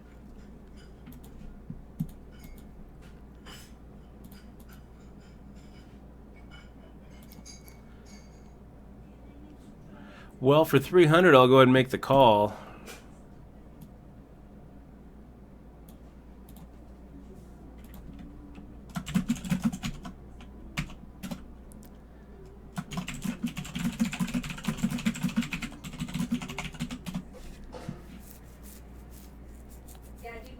Colorado in April. We'll go to Colorado in April. Do they have like vacation spots, like a resort where we can just eat edibles all day? Do they have that kind of thing? In Big Weed, the guy from Big Weed said he was gonna make a recreational center in Colorado, right by the airport. Did that happen? I'm not sure. JD Cole, I am still planning on it, and I guess I'm not going with you though, huh? April? I think it'd be kind of nice if you came up. We both went up. I think it'd be kind of a fun little trip. Definitely planning on making an appearance over there at Pikes Peak, JD, sometime in April, Saturday night, and we'll actually cement it up here pretty soon. I've been checking flights. Oh my God, he said that he has us. We got you a room, a room and a round trip airfare. See? Yeah. We just have to play in their league. Fine. I'll play in your league. No, it's cool. That's awesome. That's very thoughtful of you. That is really awesome. I'm looking forward to it. Yeah. What day is it? Do you know what day it is, Dutch? Wow. Look at that. Look at that turn card. I mean, I guess there's a chance we could be up against Jack 10. What do you have? Hearts? I have Jack 3. Jack 3. So well, that heart. There's when That's we're hoping Ship It Now has no. It's a good card I know. for us. It's the perfect card for us because if Ship It Now was in there with hearts, then he just made his flush against our full house. So the 3 of hearts was the gin card. Did you have a full house there? Yeah. Oh shit, you did. So you want so that's good. So that wasn't a cooler. Oh, I see. So you want him to get a flush. I see. Gosh.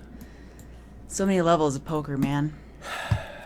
I just want them to fold all the time. I remember a video about showing a little angle shot that Daniel Negreanu did, where he made the raise on the button and he used a 25K chip instead of a 500 chip. So when the blinds were like 100, 200, and he's trying to make it 525 supposedly, but he ends up making it 25,025 K, and he's like, oh, oops, I didn't know I did that. The guy completely falls for it and makes the raise, and Negreanu's like, I call. He's got ace king, and the guy who decided to take advantage of Negreanu's sloppiness ended up having king jack. And it's like, okay. Intentional? I think so.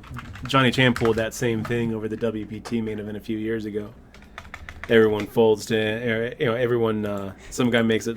I can't imagine myself being so comfortable and playing poker and being like, oops, I didn't mean to bet that much. What happened? Yeah. What happened? Exactly. Oh, I hope you don't call me. Can you imagine? Oh shit, I hope you don't call. I call. That's wrong. Anytime I think about something, I think about Baby Brent from that Cloudy with a Chance of Meatballs. Uh-oh. That was a cute movie. Oh my gosh.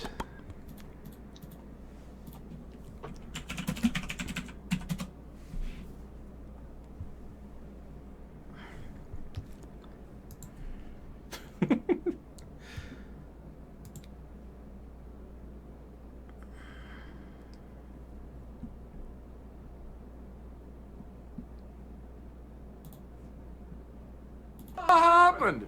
Hey, what happened? Hey, what happened? That's from A Mighty Wind. Oh, man.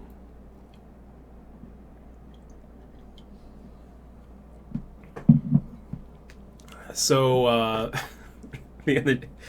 last night, a guy decided to make it 6,000, and it was an accident.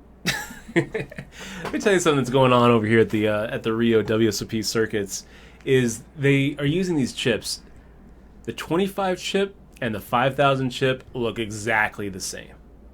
Oh. Like it's a shade of green that when you put it next to the 1K chips, the yellow chips, the shade of green looks exactly like the shade of gray, and it's just insane. And so a guy ended up making this mistake where he was trying to make it 600. Instead, he makes it 6,000 because he mistakenly puts out the 5K chip instead of the 25 chip, but it was not. It was not. It was not an intentional angle shot. Instead, this was actually an innocent mistake, and this was the worst hand I've seen all year. So John Morgan raises it to 250 at the 5,100 level. Okay. John Morgan is a 9-figure guy. He plays the. He's like made a lot of money off of the Warren Buffett stuff and stocks. Yeah. Okay. And he, yeah, like he was like actually like an early investor in Berkshire Hathaway. Oh, okay. Like I'm not saying the financial markets. I'm saying actual. He's friends with Warren Buffett. Oh, that's how shit. he made all of his money. Is because. Did you get any stock picks, dude? No. What the hell is wrong with you, man? He's like, ask Warren. Do what he's doing. So he's now he's just spending spending the last of his days just hookers and blow in Vegas, pretty much. Every single time I ever see him, he's always bragging about some new girl he's paying. Okay, he's like he's in his late 70s. He plays all the high roller events, and he plays the $200 weekends over at Wynn. He's just all over the place in buy-ins. He has a good time. Everyone loves him because he doesn't complain when he loses. Wait. And he buys drinks for everybody too, and. I think that he actually bags some players too. I think that he actually helps some players out. Aww. He doesn't do it as an investment vehicle. He does it just because. Shit, will he give me money? He really doesn't care. He probably would, yeah, but probably not to play poker. But I want to play. Will he just give me money for nothing? T-Wright trying to set me up. Look at you, T-Wright, just trying to set me up. Lame. Oh, wow, look at that. Money for nothing and your chicks for free. Yeah, so he's under the gun. He makes it 250. A guy calls, another guy calls, and this guy makes it 725. But instead, he makes it 6,000. And we're all kind of looking at it like, okay, that's a pretty big bet. He doesn't know, huh? Because of the chip He colors. doesn't know until, I fold, and David Williams folds, and Dylan Horton folds, and then, the girl in the big blind decides to make the call. A third of her stack. Shit, she's like, this is a good. She probably. Do you think she thought it was less? No, because he announces it. She knew that it was a huge overbet. He didn't announce it. He just the threw dealer. it out. The dealer announced. The dealer didn't say anything. The dealer didn't say what it is to call. Not until she said how much. The dealer said it's going to be 6,000, and as soon as the dealer said it's going to be 6,200, you could see the guy's face just kind of drop, like. Oh fuck! And then he kind of takes a deep breath, like he's got to play it off, like he meant to do it, or like maybe he, was doing it on accident, on purpose, or whatever. She makes the call. John Morgan was like, "Oh, I'll go all in." Okay, and he makes the shove for 11,000. So it's not enough to reopen the action for this guy, but this guy tries to go all in. The floor is called over, and this rule changes all the time. Sometimes, in some years, the all-in shove has to be more than half the raise to reopen up the action for the original, raiser to re-raise. Sometimes it has to be a full amount.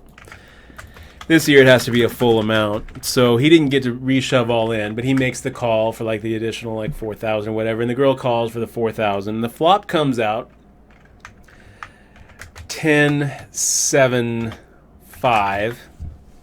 The girl checks. The guy who put in too many chips shoves.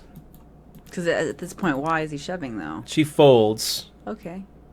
which I don't understand how she can fold. She already put half of her stack in.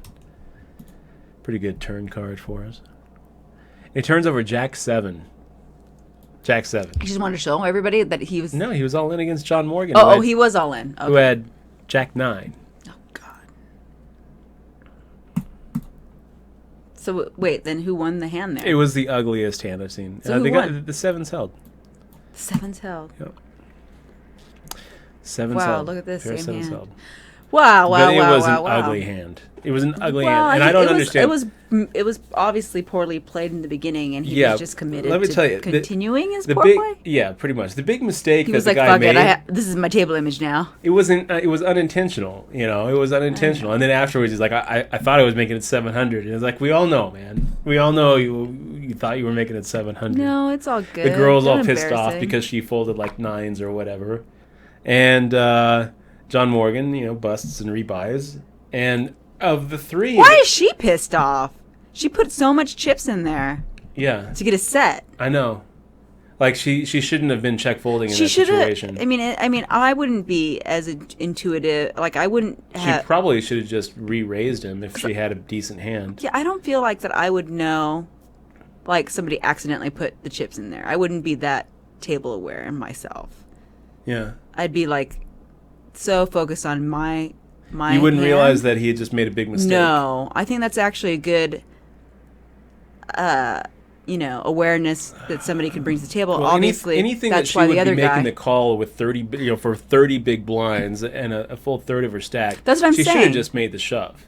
It doesn't you make. know. It doesn't. She's just set mining. I guess that's what she decided to do. Because the logic I have there, no the logic idea there, she where she was mentally. because in that if hand. she knows that he did it on accident, But the biggest mistake was John Morgan.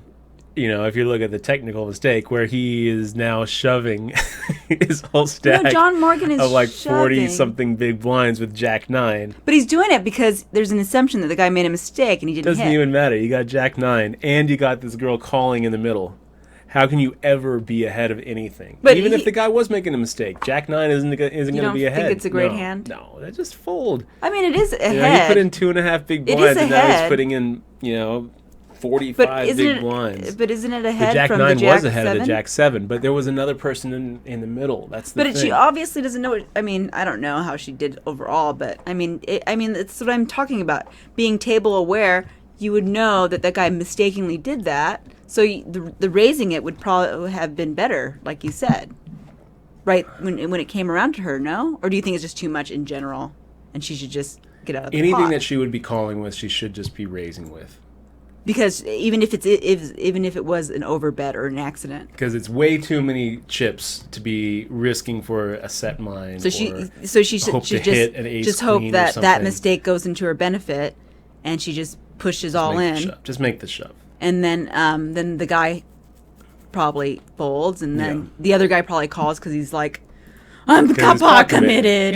Yeah, he probably would. He'd be like, "Oh, I meant to make it 600." But then she would win. She would have won that because of don't the know. mistake. Yeah, well, I think so. I think the that- play out. I mean, she it says sounds that like she had pocket 9s. So she probably, who knows what she had. She probably anyway, guys, choose. we're going to take a little quick break. We'll be right back in about a minute. And 11 out of 86, not too shabby. We'll be right back. Make sure to click on that follow button, by the way.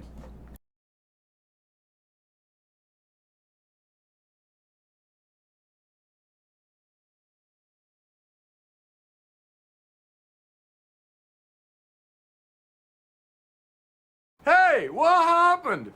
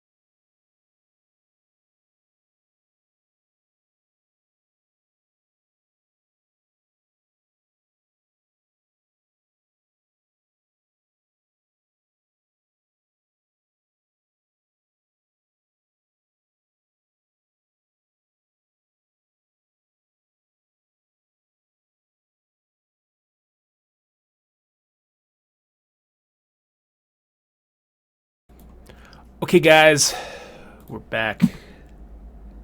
We're back. I hope that everyone's That was a doing long well. break, Dutch. Where were you? Let's get some water. Oh, okay.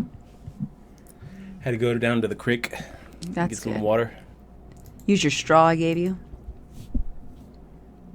It's cool. So good to see everybody, by the way. Shout out to Win by TKO. Good to see you in the stream. Didn't think you were going to be able to make these streams, man. Glad to see you here. It's pretty awesome. Glad to see you here. Maverick BP telling a story about when he made a mistake at the table.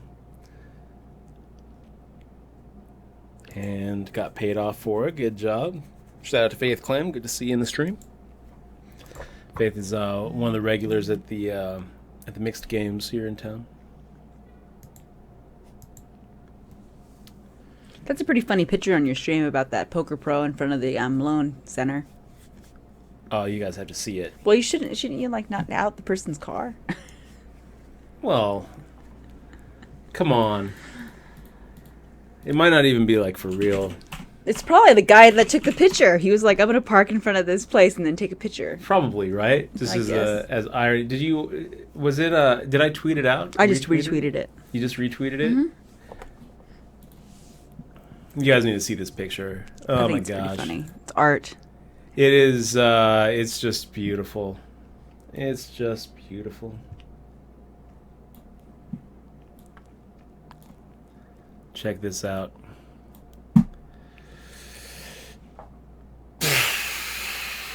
Poker Pro. Hey, that's I funny. wish I could see the bumper sticker.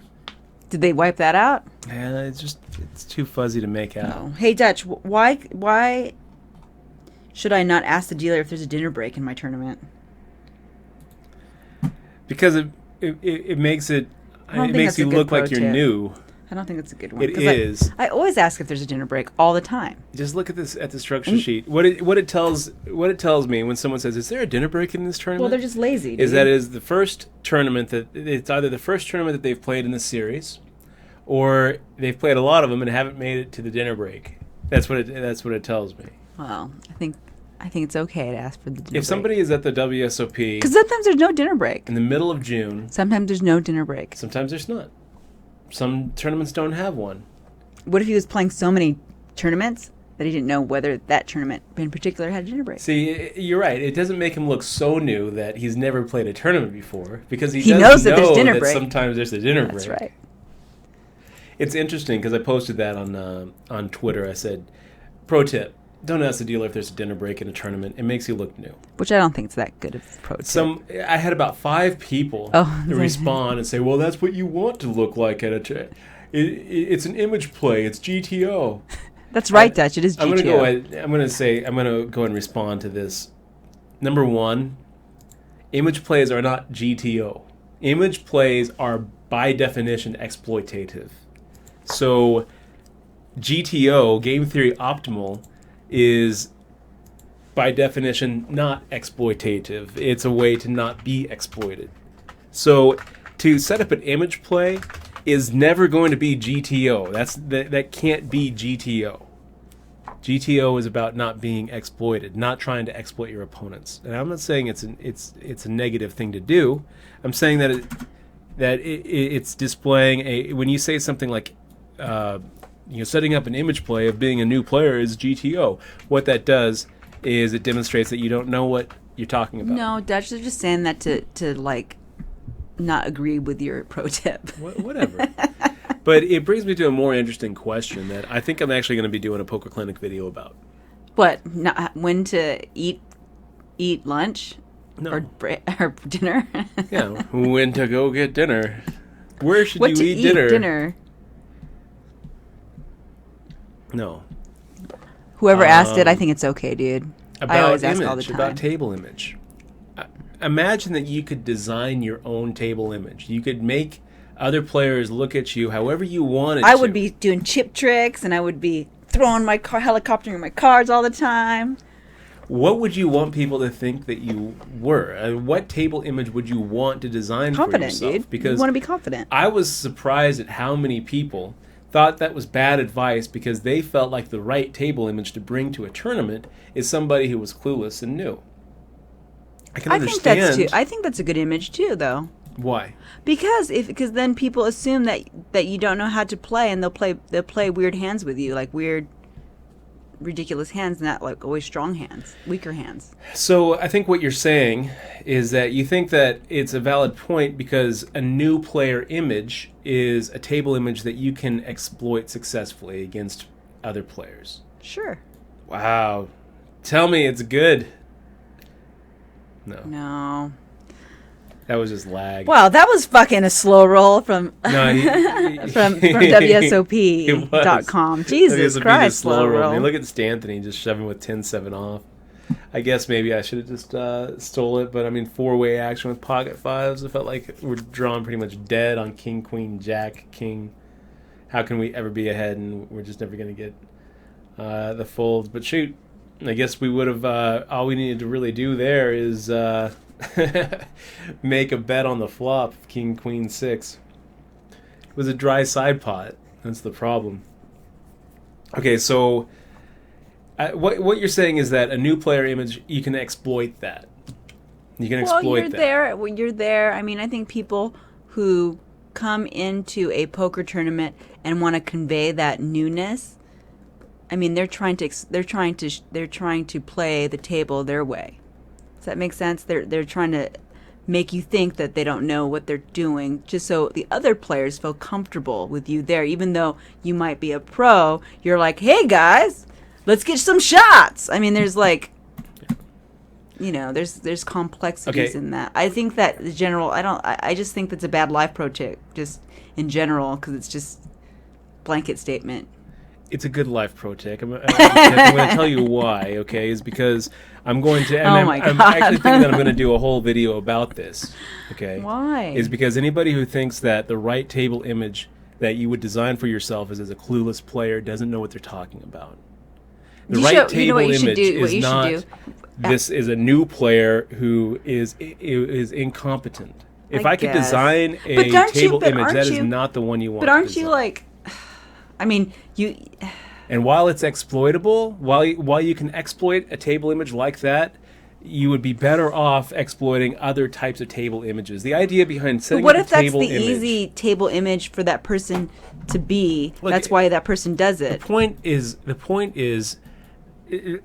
is there a table image that you should try to establish? And I think that there is, and I think it's worth actually thinking about and talking about. And the right table image that you should be trying to establish for yourself is not of a new player, even though a new player is something that you could exploit potentially, right? You could, what you would be doing with a new player is exploiting, people to value bet thinner and bluff less against you and play you in much more predictable lines, and not give you credit for being able to make big bluffs and big moves.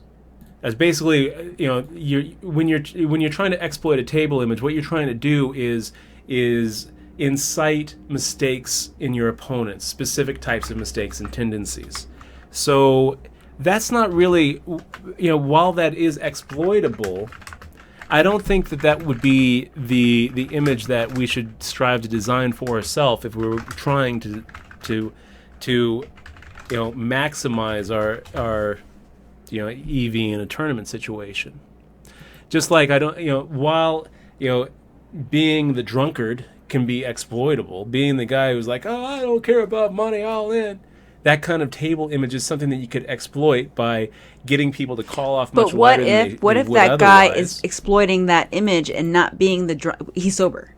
That's my point. My point is this, that he is establishing a table image consciously in order to incite and invoke mistakes from his opponents. But that guy asking for dinner wasn't trying to do table image. He's just fucking asking for a dinner break. You're like way looking at it too deep, man. People are going to ask. I know that the guy is not trying to establish an image for himself. Okay. But everyone's response to it is what got me thinking about what kind of table image would you want to establish for yourself. What was the response there? I mean, as far as the table itself, not at the Twitter. No one cared. They were Yeah, like- nobody cared. The response was yes after after level 9. What you should have said was, "Of course, there's dinner. It's a Are you 45-minute new?" break after level 9. That's what you That should have was the said. Instead of response. implying, you should have said, "Yes, there's dinner. Are you new?" That's what you should have said. Why? Because it opens up dialogue, and then you can make And a it real judgment. establishes the table image of an asshole. No, it doesn't. you have to. Are Say, you it's new? tactic. It's I a guess tactic. it's how you say You have to it, say huh? it like this. You have to say, "Yes, there's dinner. Is this your first tournament? Is this your first tournament? Welcome to Vegas. Is this your Welcome first to tournament?" Vegas. Is this your first tournament? Maybe he wanted to establish a dialogue. Say it in a That's- real friendly way. Yeah, just be like, "Oh wow, yeah. Do you do you need some recommendations?" I think I think that would have the been better. GTO That would have play been the be better like, GTO play "Yep, there. Hour and a half dinner break after level 9. When it's really 45 minutes. Then you look like an asshole. I think that's mean. Remember the guy who was establishing the table image of a complete idiot at the table doing the whole like. That guy was crazy. That was his image, and he got freaking thrown out. He was establishing a table image of somebody who's about to get thrown out of the casino. Oh my gosh. JD Cole 72 says, did you see JRB at the Oscars? So I wasn't actually at the Oscars, JD Cole. I was following him on Twitter, but I was in the Rio. So no, I didn't see JRB there. Maybe next year. Is table image really that important? I would suggest to you, Michelle, I'm just asking you a question. that establishing a table image isn't really something that we should be trying to do. We should actually be probably going for a GTO approach to poker rather than an exploitative approach to poker. That's my own personal feeling towards it. But I think I think that trying to establish an image is pretty difficult because you don't really know how other people see you. It's very difficult to know how other people are looking at you at a table. Unless you ask, "How do you guys see me?" Well, even when Are you you new? ask, you're not going to get the right answer. There's actually some. I think there's a lot of ego when it comes to poker tables, though. I think most people who play tournaments have a lot of ego, and they do want to show their results off, and they do want to say that I'm on hand and mod. They do want to say that I played this and that and this. These are my results. I think there's so much ego in poker, and everybody thinks that they're the best on their table. Everybody, pretty much. and everybody wants to consider themselves accomplished. Yeah, I think that's probably what people want and aspire to is the respect Well, I mean, you're of not their going to think of peers. yourself, I suppose, as a negative way either. I mean, you're supposed to be, when you play poker, you should have a sense of confidence. I mean, you can't be meek with hands, otherwise you get walked all over on. If you're only playing like really strong hands and being really tight, it's a very complicated issue, of course. But I think it's okay to ask when dinner break is. I think the next time you should play, if you get changed, you should do a little social experiment. Every table you get changed to, you should ask the dealer if there's dinner break, and see the and reaction see of the if my table. results go up. See if people play with you differently.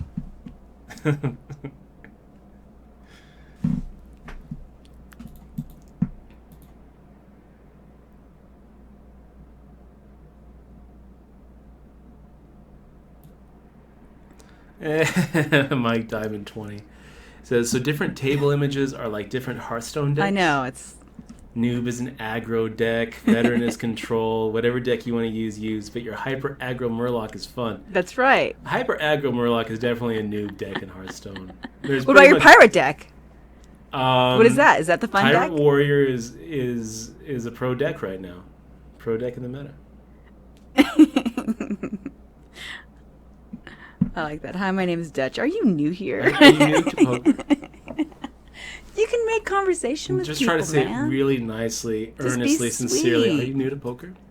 If I were you, and Nasty. I've played as many poker tournaments as much as you and have been in poker, I would think that it was my responsibility to make people feel comfortable at the game. Reminds me when Brent Hanks kind of took that approach to a guy who started rattling off some racist shit at the table.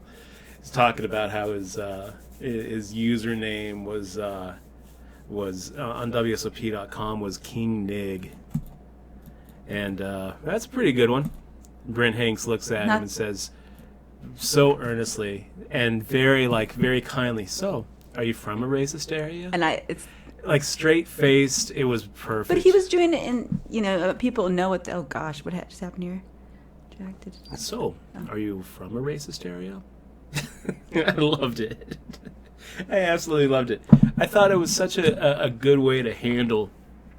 Well, that's what Some you do. asshole You shouldn't who's be spouting out angry. racist shit. You should call them out you should call them out So- in a constructive way so they can look at themselves. They can Have see you the been mirror. racist your whole life, or was there something that led to it? It's like if you would have pointed out and said, "Hello, are you new to Vegas?" Then you would have put a mirror right in front of him, and then he would realize how noobish he sounds. He didn't really sound that noobish. It was just a tweet.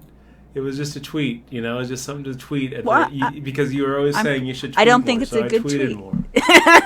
But Well, what kind your of tweets surprised didn't me was go how through many me. people felt like a noob, I don't know what's going on. Table image is the right table image to try to bring to the World Series of Poker. No. I mean, like, I don't think people care.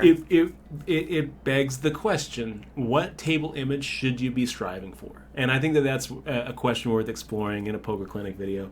By the way, guys, if you want to see some Poker Clinic videos, we have a Patreon set up where I'm probably going to start doing them some more. We got our especially if camera set up and yeah. everything, and Especially if you're you- working on a script.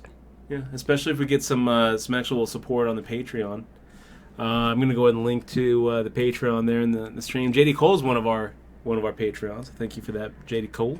You should probably do a Patreon intro video, Dutch. Yeah, And you should I probably should. connect it to your videos. You should probably do it in the beginning of your video. Say hi, la la la la la la la la. Make a script, and then at the end. Trichotomy says, "Hey Dutch, just got knocked out of a live weekly tournament on the first hand. Ugh, that Has that sucks. ever happened to you?" Me? Trichotomy. Yeah. If it's a, Have I it's ever a, gotten is it a knocked free out on the tournament? very first hand of a tournament? Absolutely, I have. Oh, But yeah. let me tell you the story that has really stuck with me, because usually, just normal tournament losses, I forget about the very next day. But this one, it's been 10 years and I still think about it. I was going out to Foxwoods, Connecticut for the 10K WPT there. 10K WPT at Foxwoods.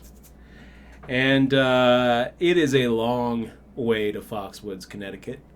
It's, I had to take a flight, stop in Atlanta, 2-hour layover. There in the airport, I see Jeff Madsen and hang out with him for a little bit. I see Anna, what's her name? The Asian gal, the younger Asian gal who, Okay, Anna. what's her You name? see Anna. Robert Watzewski or something like that. I see her. She's hanging out with Jeff. We're all taking the same flight, so end up sharing a cab, which is another hour drive from the airport to the casino. When I get there, they're all sold out of rooms, so I have to scramble around to find a room that night. Call my friends, finally find a buddy who can let me stay at a roll away, and it's a pain in the ass. It's like a huge casino, so even just So you didn't walking have to it my pre. room You took didn't. like You didn't have 20, it 30 minutes. pre-planned. No, I just assumed that it would be like any other stop where you'd get there, you'd get out of the airport, and you'd be able to find a room right there, and no problem. So the next day, I wake up and I'm like, this was a long time getting here to the tournament. I sit down, and it wasn't the first hand; it was the first orbit, though. It was about hand number 4, where I look down at pocket twos, and I decide to go ahead and raise it, and I get re-raised. And everyone folds, and I make the call. Decide to go ahead and set mine. I'm getting about the right odds to set mine. The flop comes out 2-3-7, and we get it all in there.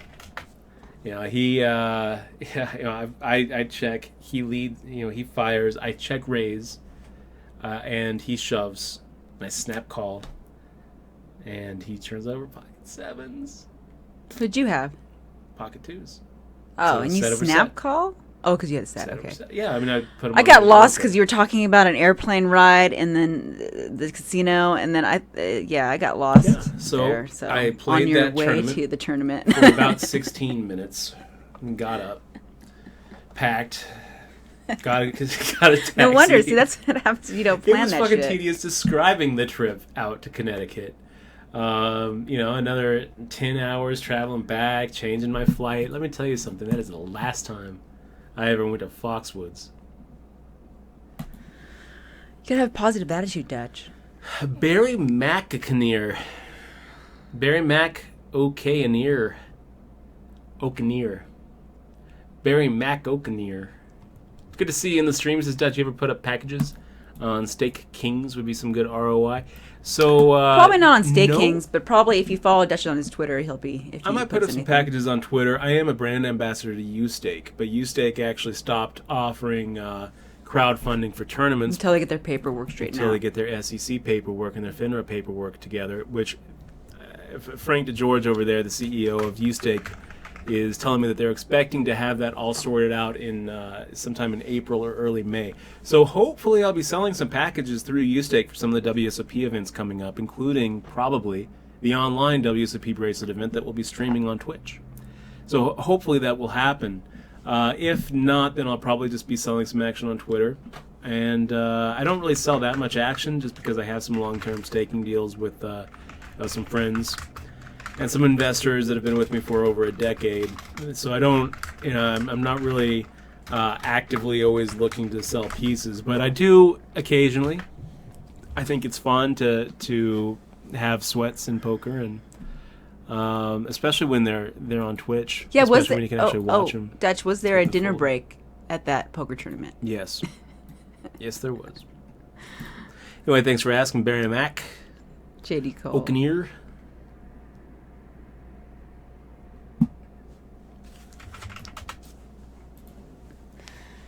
JD Cold is funny. But yeah, there's a Twitter. I put it in the chat there.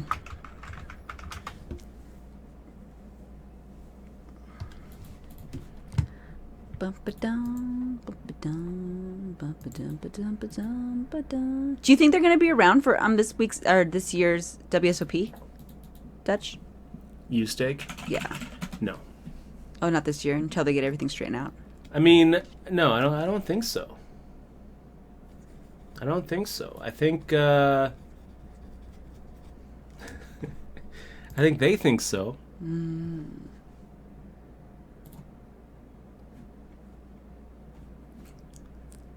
Well, let's go ahead and make the call here. Old Queen 3 suited. Make the check to second to none.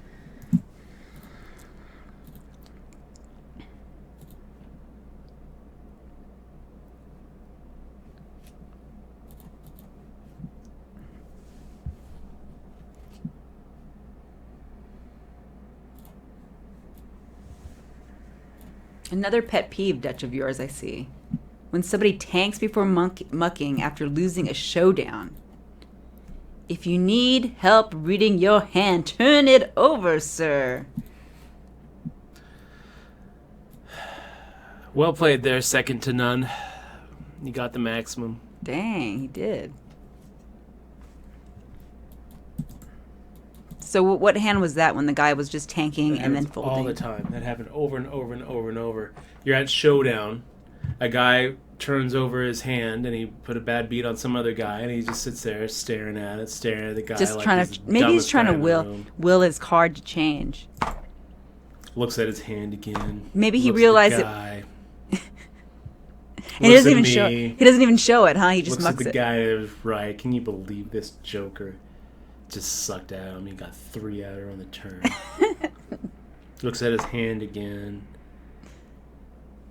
Actually, Alan Kessler said something in the Venetian main while this was kind of happening. Yeah. During one of the hands that, like, I mean, it happens all the time. You guys know. You guys play live. You guys see this happen all the time at the table.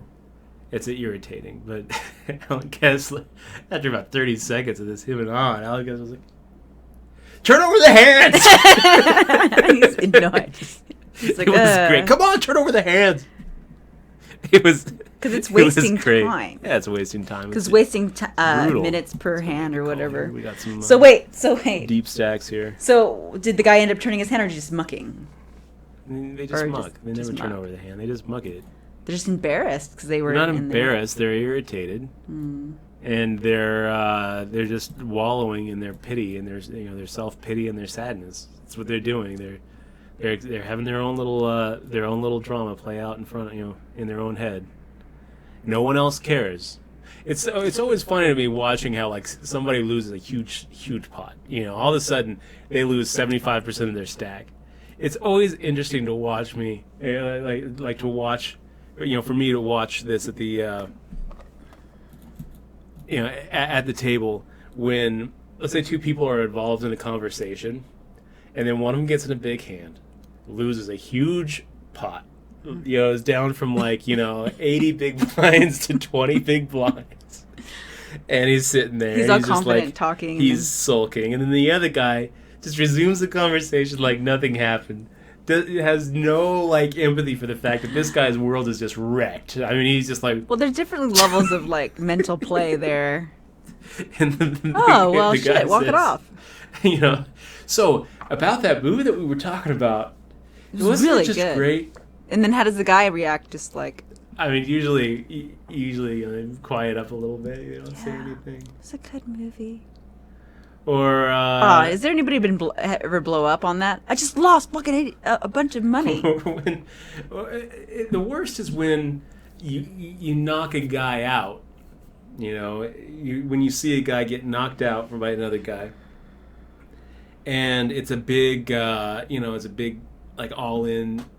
They turn over their hand, or one of the guys behind, and he ends up sucking out, and the other guy's leaving. The worst is when that guy starts trying to be like, yeah, I figured that you probably had a queens or something, but I just figured that it's time to go with it, and it's just They're shut explaining up, dude. their He's sitting there, is reasoning. really happy about it, and he's just sitting there explaining to him why he played the way he did. Oh, the guy that's or, winning? The hand? The guy that's ahead? Yeah, That's like the that? guy who just knocked the other guy out, and the other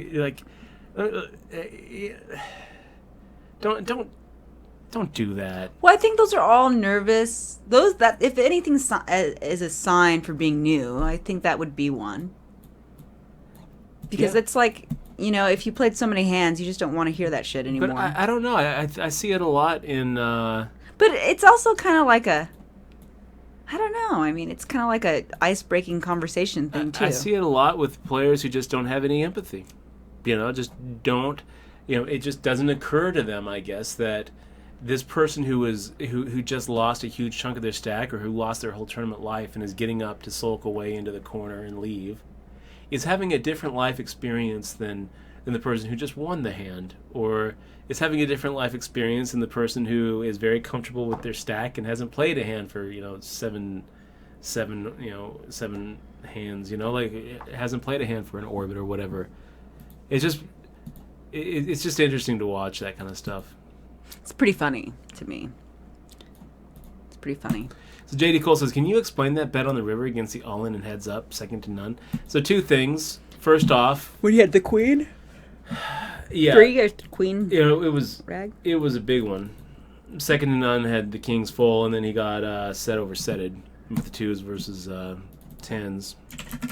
First off, I actually thought that queen high was going to be was going to be ahead of Willie's range there.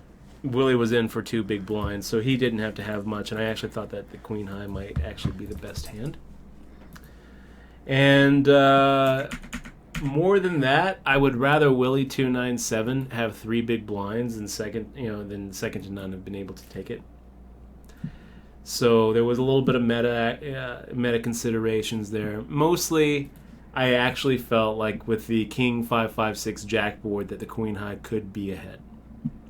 I kind of felt like Willie could have a 10-9, and I felt like second to none probably had a smaller pocket pair or an ace high, and I really didn't think that he had a king. I really didn't think that he had a 5, and I also didn't think he had a jack. So As long as he doesn't have one of those hands, I don't think that he's calling me. Because it's a dry side pot, and I thought that I could turn a queen into a winner. That was the idea there.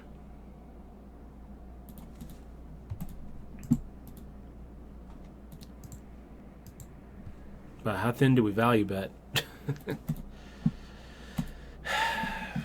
Wow, Dutch. Nice.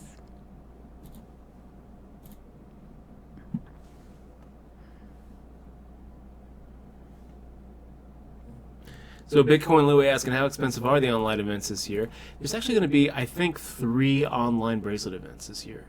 There's a $333 one, there's a 1K one, and there's a 3K one. So I'm pretty sure that they're having 3 online events. They're all over the place.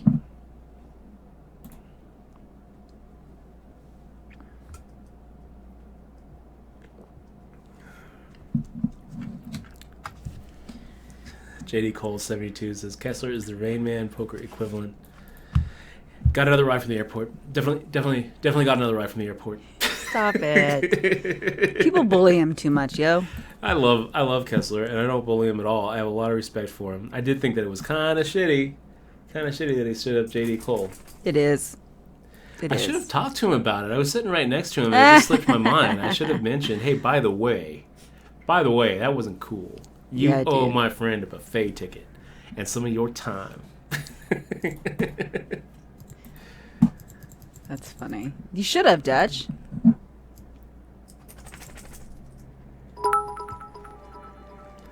Look at those bits. Examois with a 6-bit cheer. Thank you, Examois. Oh, look at this. Damn. Second to none. What a roller coaster ride for you.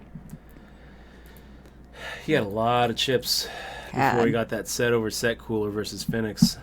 Just kept on going with it. Plus, he owes me a buffet. Okay, you can say your will, JD. I understand where it's coming from. But he's a nice guy. He's very smart. He looks out for the poker community. I feel like he calls out the people that rake too much. He gives the value to the people in slot machines.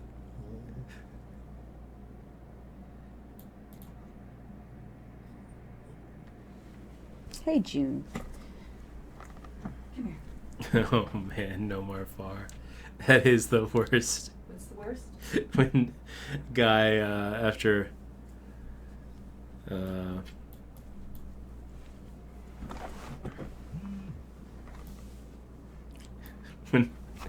a guy wins a pot, and then after, like, he's fooling in the bet, after he makes the bet on the river, he's like, if I bet more, would you have called? You think that's the worst? It's not too sensitive.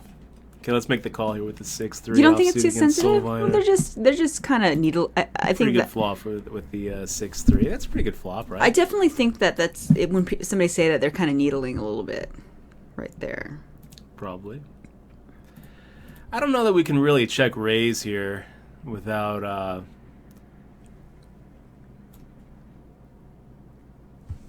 getting repopped. You think it's like a rag ace or something, dude? No, I don't. I think that he's got court cards. He's gonna check here. Oh, nope, he is. I feel like he's got court cards. I feel like the pair of sixes is actually the best of it here. Maybe not, though. Maybe Solviner here is making the bet to protect his weak-ass ace. Okay, let's just go and give him credit for an ace, I guess. He turns over the queen 10.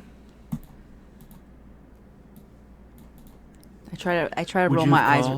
I try to roll my eyes really hard, and I accidentally crossed my eyes. Yeah. Yeah.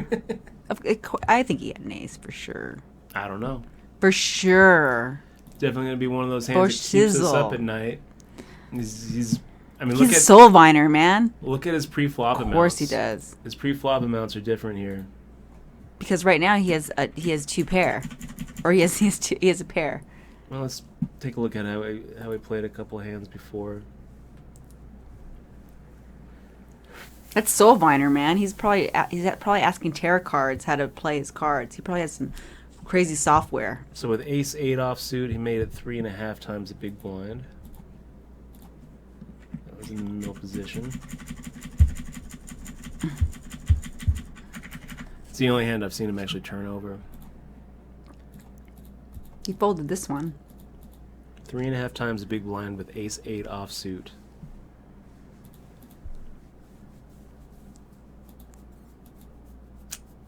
Yeah, so I think that we probably folded to a flush draw and over cards. That's what I think. Well, I think it was an ace. I think he had 2 aces, and you just folded to a set.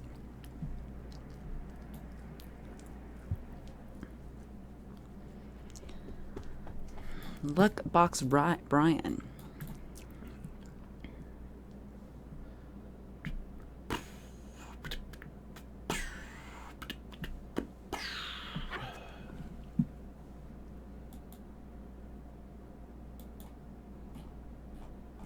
Do you like that? Do you like that username? Which one? Luckbox Brian. No. I think that's a good table image to difference. establish that you're really lucky. Like Well, that this one's you're George really McFly, lucky. and then this one is Nick with 3 Ks. I don't think that's a very good image. Nick with 3 Ks. And an American flag. And then baby dolls. Soulviner. Fire at will. I mean, yeah, these guys are already wanting an image already. See, Nick is trying to trigger people. 10 minutes to Wapner.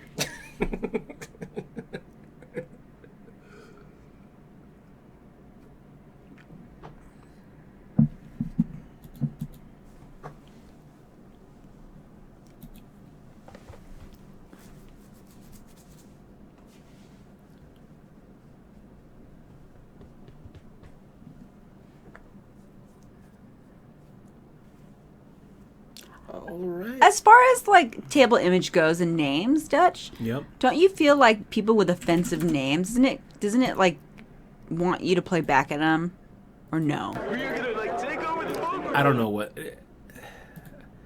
I don't know if Like, they're do you- trying to set up like, in your mind, an like, let's say- offensive let's say- image just to like. Just to make you not like them or something, and it makes you negative towards them, and makes you want to. I mean, it does anyways. I mean, anybody that has like your Rust player friend, Yeah. you know, they have an offensive name. Why do that? Because they're They feel like they're trolling? They're immature assholes is pretty much why. Yeah, but that's your. But I mean, it's whatever. Maybe it's a social experiment. Maybe they're doing a paper for college. Maybe. Charlie NSC. 2 months. I think it's way long. I Really think appreciate it's. I that think it's resub, man. longer than that. He's been with us for a long time. Yeah. Thank you so Thank much you. for keeping the stream alive, man. Really appreciate you subbing. Let's get some fist bumps for Charlie. No, Jim, don't leave me. Where are you going, little dog? Come up here. Don't leave. You're stuck with me. Pocket pair in the big blind, boys. It's looking good. Go, go, go. 6.3 to 1 to make the call. So you just call for set mining at this point? Yeah. What pair do you have? 2s? Pocket 2s. It's like I know. I can hear it in your voice. 8.3 to make the call. We were actually 8.5 to 1 to. Well, here make comes the set. 2 Here it 2 comes. Jack. Dang, sorry, dude. I didn't think hard enough. I was really thinking. You guys it could have gotta backfired, believe. though. There are some reverse implied odds when you play a hand like pocket 2s, as we saw with a what's his name, second to none. Pocket 2s versus pocket 10s on a 10-4-2 board. Check, baby. 1, 2. Soulviner's gonna shove here. Nope, checks again. Maybe you're 2. I don't know. And the 2s are never ahead here.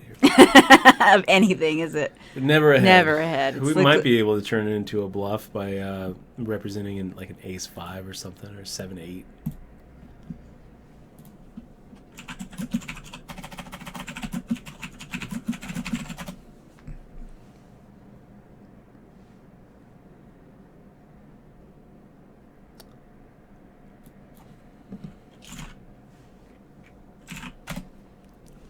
I wonder if there's a study.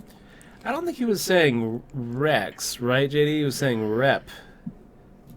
Rep is giving me a ride. Who's Rep? Rep Porter? Could be I'll Rex. show you his. I'll show you who Rep Porter is. Well, it's not like JD Cole knows them anyway. But what I was saying about the names, do you know?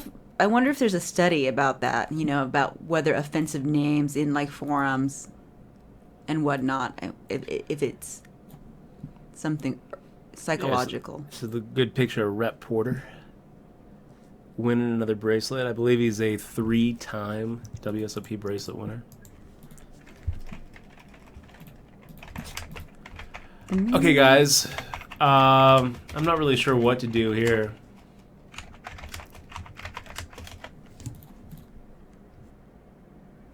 I'm going to just pretend that 8-8 was 8-3.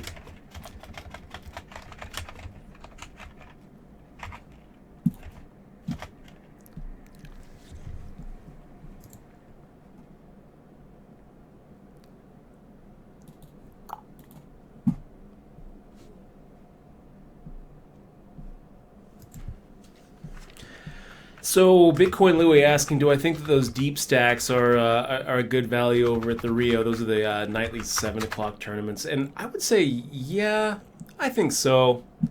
They interesting. So Baby Doll's making the raise. I'm kind of thinking that this is just going to be another set mine here. They definitely have very low low average skill in the field. You know, pretty much anybody who is, you know, the tournament pros out there aren't playing the deep stacks; they're playing the actual bracelet events, and there's a lot of hopefuls in those fields. They rake them really heavy, but they're so deep that I think that they are good values. I think that it is a good value.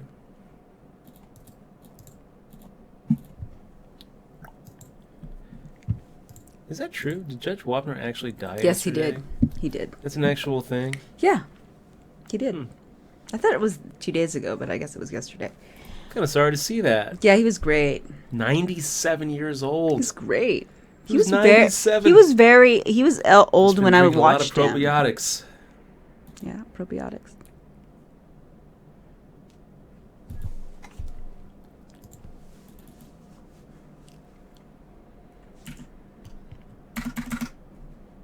Okay, we're going to go ahead and make the raise to 3K.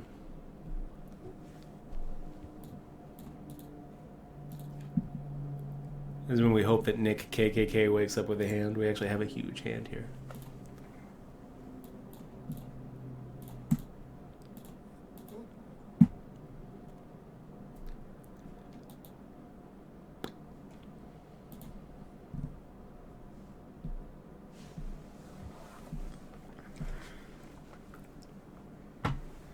Nice hand, Dutch Boyd.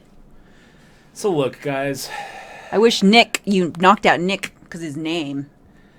Let's look at those deep stacks, okay? The fields are so deep that first place in those things are like 50,000, like 40, 50,000 sometimes. But when you look at it at a tournament and decide whether it's worth playing, the right way to look at a tournament is, what is my ROI in this tournament? What is my expected value in this tournament?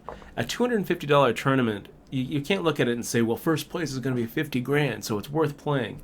You have to look at it like, okay, I think that my ROI in this is going to be 115% because the field is so weak.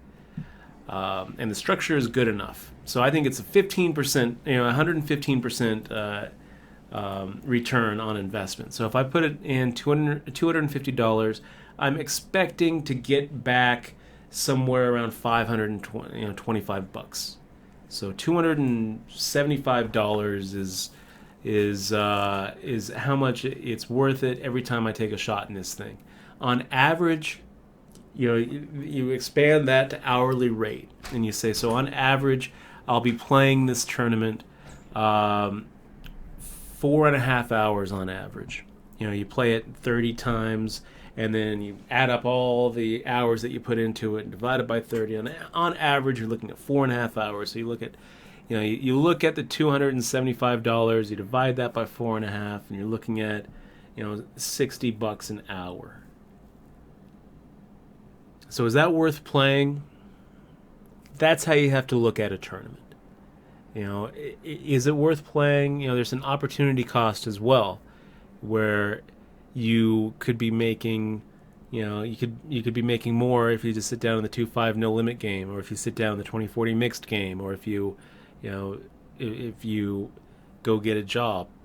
That's kind of how you have to look at these tournaments. You can't just look at it and say, well, first place is going to be $1 million, so it's worth playing.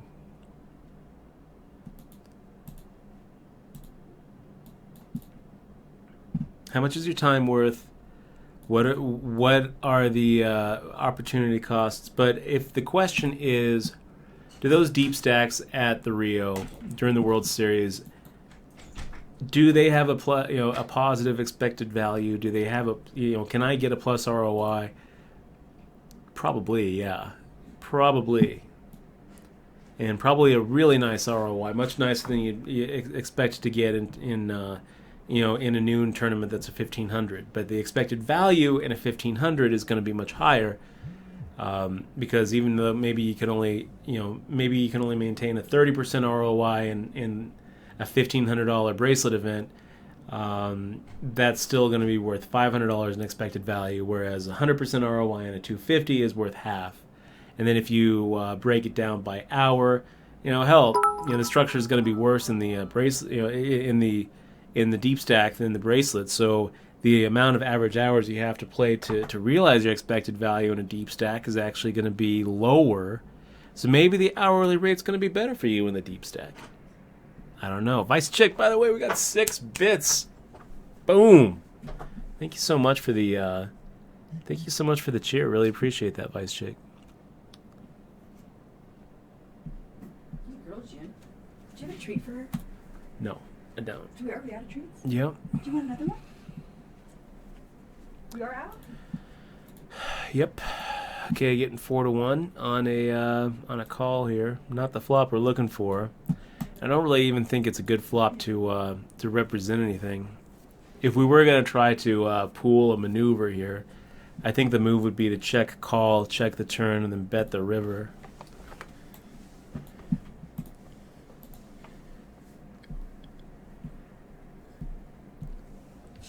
But against an under the gun +1 open, I think that the ace king is not really what we're looking for. Not a good flop for our hand, and not a good flop to make a move either.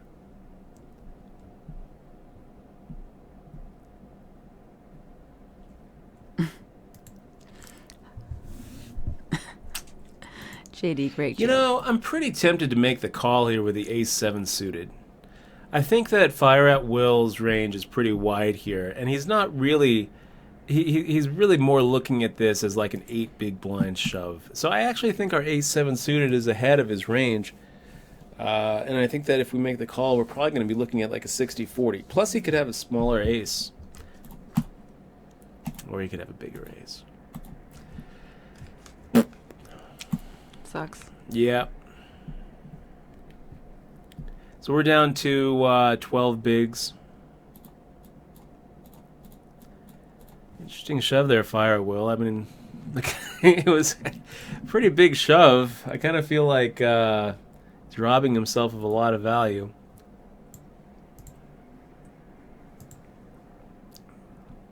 But he's going to get called with a lot of big aces there and some not so big aces, so... The thing is, if he just made a normal raise, all those hands that would be calling anyway would be making 3-bet shoves, and a lot of hands that wouldn't be calling his all-in shove are going to make 3-bet shoves. Like hands like Jack-10 suited, super small pocket pairs like 2s to 3s, 5-6 suited. Those kind of hands, I could totally see myself making a 3-bet raise where I would never be making the call. So I don't really like the shove by Fire at Will. I mean, it turned out pretty good for him in that situation. But honestly, if he would have just made a normal open of like 2,500, 2,600, or like 3K, I'm not folding the ace-7 anyway, and I'm probably making the 3-bet. So it would have been the same result.